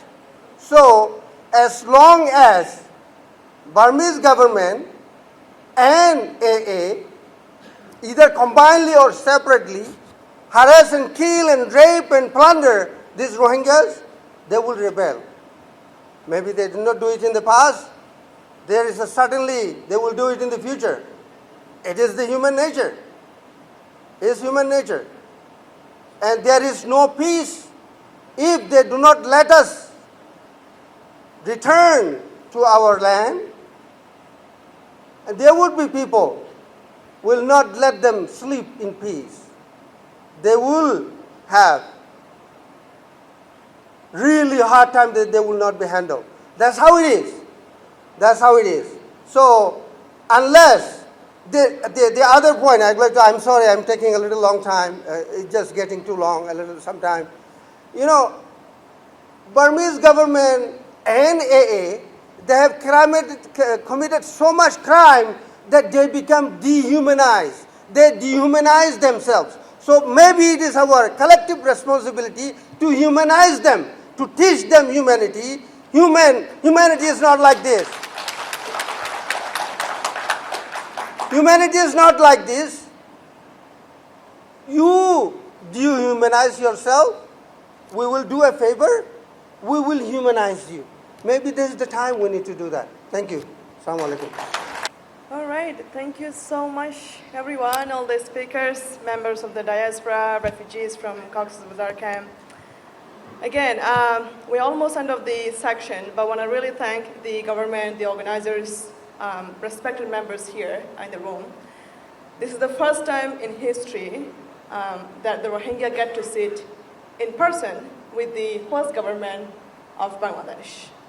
And this is the first time have happened in history of refugees being hosted in the country. Myself, when I was in the camps for over 6 years as a refugee, I have gone through this practically. So I don't have to go back to the history or the long history that my colleague have already spoken about.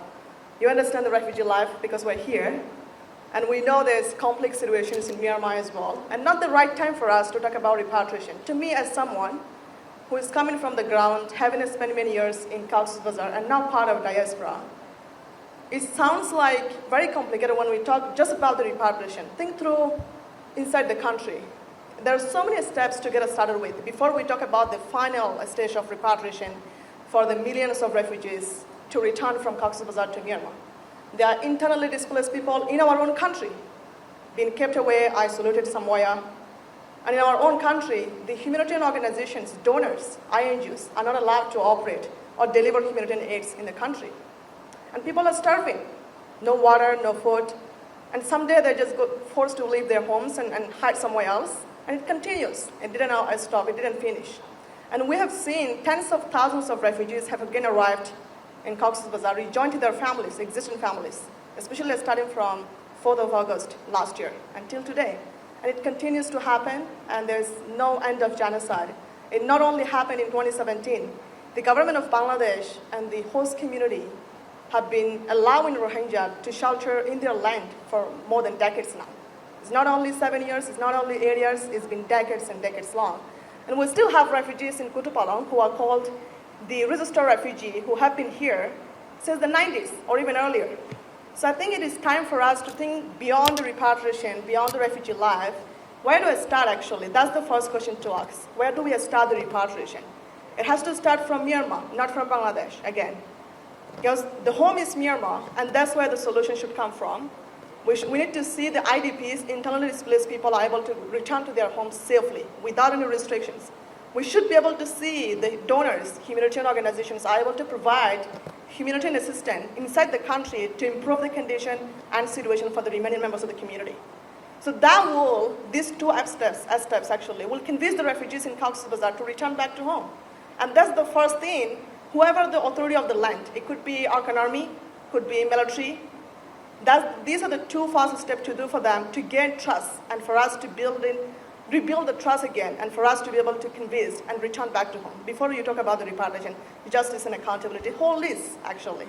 I can keep going and going. What are the needs? But the very first steps is to happen inside the country and then talk about the justice and accountability for refugees in Bangladesh. And again, not to forget, we had repatriation in the past. My grandma, for example, who is still alive, these are third times as refugees in Cox's Bazar. She was here as a refugee twice when she was herself a kid. And she was sent back to Myanmar, and I was born in 2003, and when I was only 14, together we fled again. So these are third times in the same country, in the same case as a refugee, and she's still alive. So I fear that she will die in a refugee life. She has never been a resident of a country, never been a resident of a citizen of a country. So it is just one of the many examples. So this time is not just about asking or calling for repatriation. The question is, who will be responsible after our repatriation for the human rights violation that we will go through? So we don't have to be back and forth. I don't want to see personally refugees to return back to Myanmar and start rebuilding our life after decades long, who will again become refugees in Bangladesh. I don't want to see that happen again. So to make sure it is sustainable, voluntarily, dignified, and permanent, there are a lot of steps to get us started and to begin with before we talk about just sending people from Cox's Bazar to Myanmar. Because we have had people that went back, but then they're again back here. They're again refugees here. So we don't want to see that to continue that. And again, it is a huge burden on Bangladesh as well, especially with the funding cuts. In last March, when I was here, WFP, the World Food Program, was expecting the funding cuts to go down from $12 to $6. And if that happened, for example, because the announcement were already out, that would be end of the conversation. Forget about democracy, human rights, politics, or even an inclusive representation in the camps. That would be end of the conversation. If people are starving in the camps, have no food, no meals to survive, and forget about the other things that we have in the list, the millions of problems that we talk about. The ultimate goal for us is to return back to home. And the home is in Myanmar. And that's where the solution should start from. But sadly, our community members are spread almost in all over the world. as one of our colleagues have mentioned, we have refugees almost in everywhere. And the largest populations are in Cox's Bazar, that's true. So how do we get connected and go back together again? It's a very complicated question. But then the main answer is for us not to forget, we need both. And a medium-term solution and a long-term solution as well for refugees. A medium-term is, since we don't have a deadline for repatriation, you and I, we don't know when it's going to happen. It might take a year, it might take a month, it might even happen tomorrow or maybe tonight. So since we don't have a deadline for repatriation, we need to make sure refugees have enough sufficient funding to survive in the camps. We need to make sure protections are secured, there's enough security, and refugees are not being trafficked or kidnapped to neighboring countries, to other countries, for example. And when the food cuts happened in the past, we have seen hundreds of, tens of thousands of refugees have risked themselves on a tiny boat for weeks to neighboring countries like Malaysia, Indonesia, and Thailand. And if that goes down to $6, starting from January, since we don't have any donors community yet, and that will be even worse than that, whatever we have experienced in the past already. So again, the few recommendations from what we have already heard from our colleagues in the community, some of those stories actually make me cry. And it's hard for our community members to go back again to what we have already experienced, to what we have already gone through. And it's not an easy thing to repeat over and over again. So I call on each and every one of you in the room, embassies, donors, respected members, host government, host community. And again, I appreciate for everything you have so far done and still continue to do, but this is not end of the conversation. This is not end of the world. And we need to make sure refugees, the people who are responsible for the human rights violations are being held accountable, and make sure refugees are in the table for continuation, for continued dialogue like this. And I'm so grateful, again, to the government. This is first time happened, but this is not the last one. It should continue like this in the future as well, until there is a sustainable solution for the refugees and the Rohingya as a whole in Myanmar. I know you all are almost upset and boring, but the fun thing is, when I was a kid here as a refugee, the only food I loved was the spicy fuskas. I really hope, I highly recommend that to all of you. And I hope you all get to try this before you leave the town. Thank you. Again, this is not the last. I think we almost share everything, and so I wanted to say that discussion, conference, and dialogue are not like enough. It should be in the top of the priority. It should be in actions. We don't want more discussion, more conference. We have been seeing many thousands of conference discussion in international level since especially 2017, but there is no action yet. Justice is not a word. It should be justice must be demanded. It must be delivered. We Rohingya deserve the right to return home safely. We deserve to live in dignity with citizenship, education, and peace. This is not about Rohingya right. It is a universal human right. These are not privileged. This has been promised in the Universal Declaration of Human Rights list in the United Nations. I ask the international community, do not reduce our suffering in statistics in the document. We have submitted thousands of documents in the UN, to the global community. They are still silent.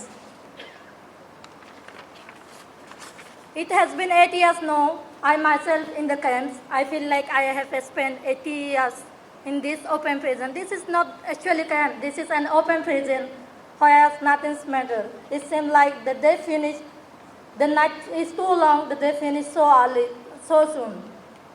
How much longer do we need to wait to return to our motherland? I do expect some response from international community. If the global attention moves in this way from one issue to another, for example, there will be always issue if there is no action. You can see not Rohingya genocidal crimes. You can see NAS Ukraine. You can see NAS in Palestine. If there is no action, the war will never be stopped. The regional conflict will never be stopped. The international community failing to take action not for Rohingya, for a peaceful work toward the next generation. Let this day be a step forward toward justice, dignity, and the return to our homelands and make a peaceful place for the next generation to come. I was born in Myanmar. My parents were born in there. My grandparents, as our elders mentioned, generation before them were born there. I still have. Some are saying we are stateless. We are not stateless. We have country. We have a state. We were born in our blood are there in Rakhine state. We have a state. We have country. We are not stateless. We just need justice and action from international community. This denial of our identity must end. Myanmar authorities must stop discriminatory policies towards Rohingya and other ethnic groups in Myanmar who are facing similar issues like us. Give us our right back, freedom of movement, guaranteed that this will never repeat again in history. We will not forget, neither we will forgive, and we will not give up until we achieve. As Rohingya, we still hold on to one dream, to go back home with dignity, to sleep peacefully like others. For us, hope is our home, peace is our dreams.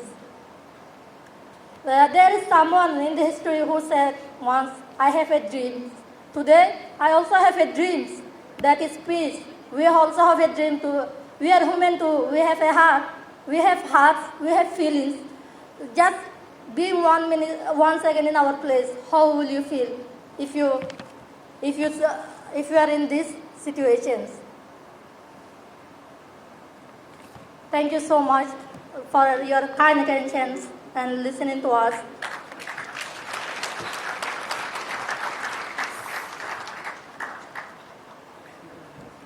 All right.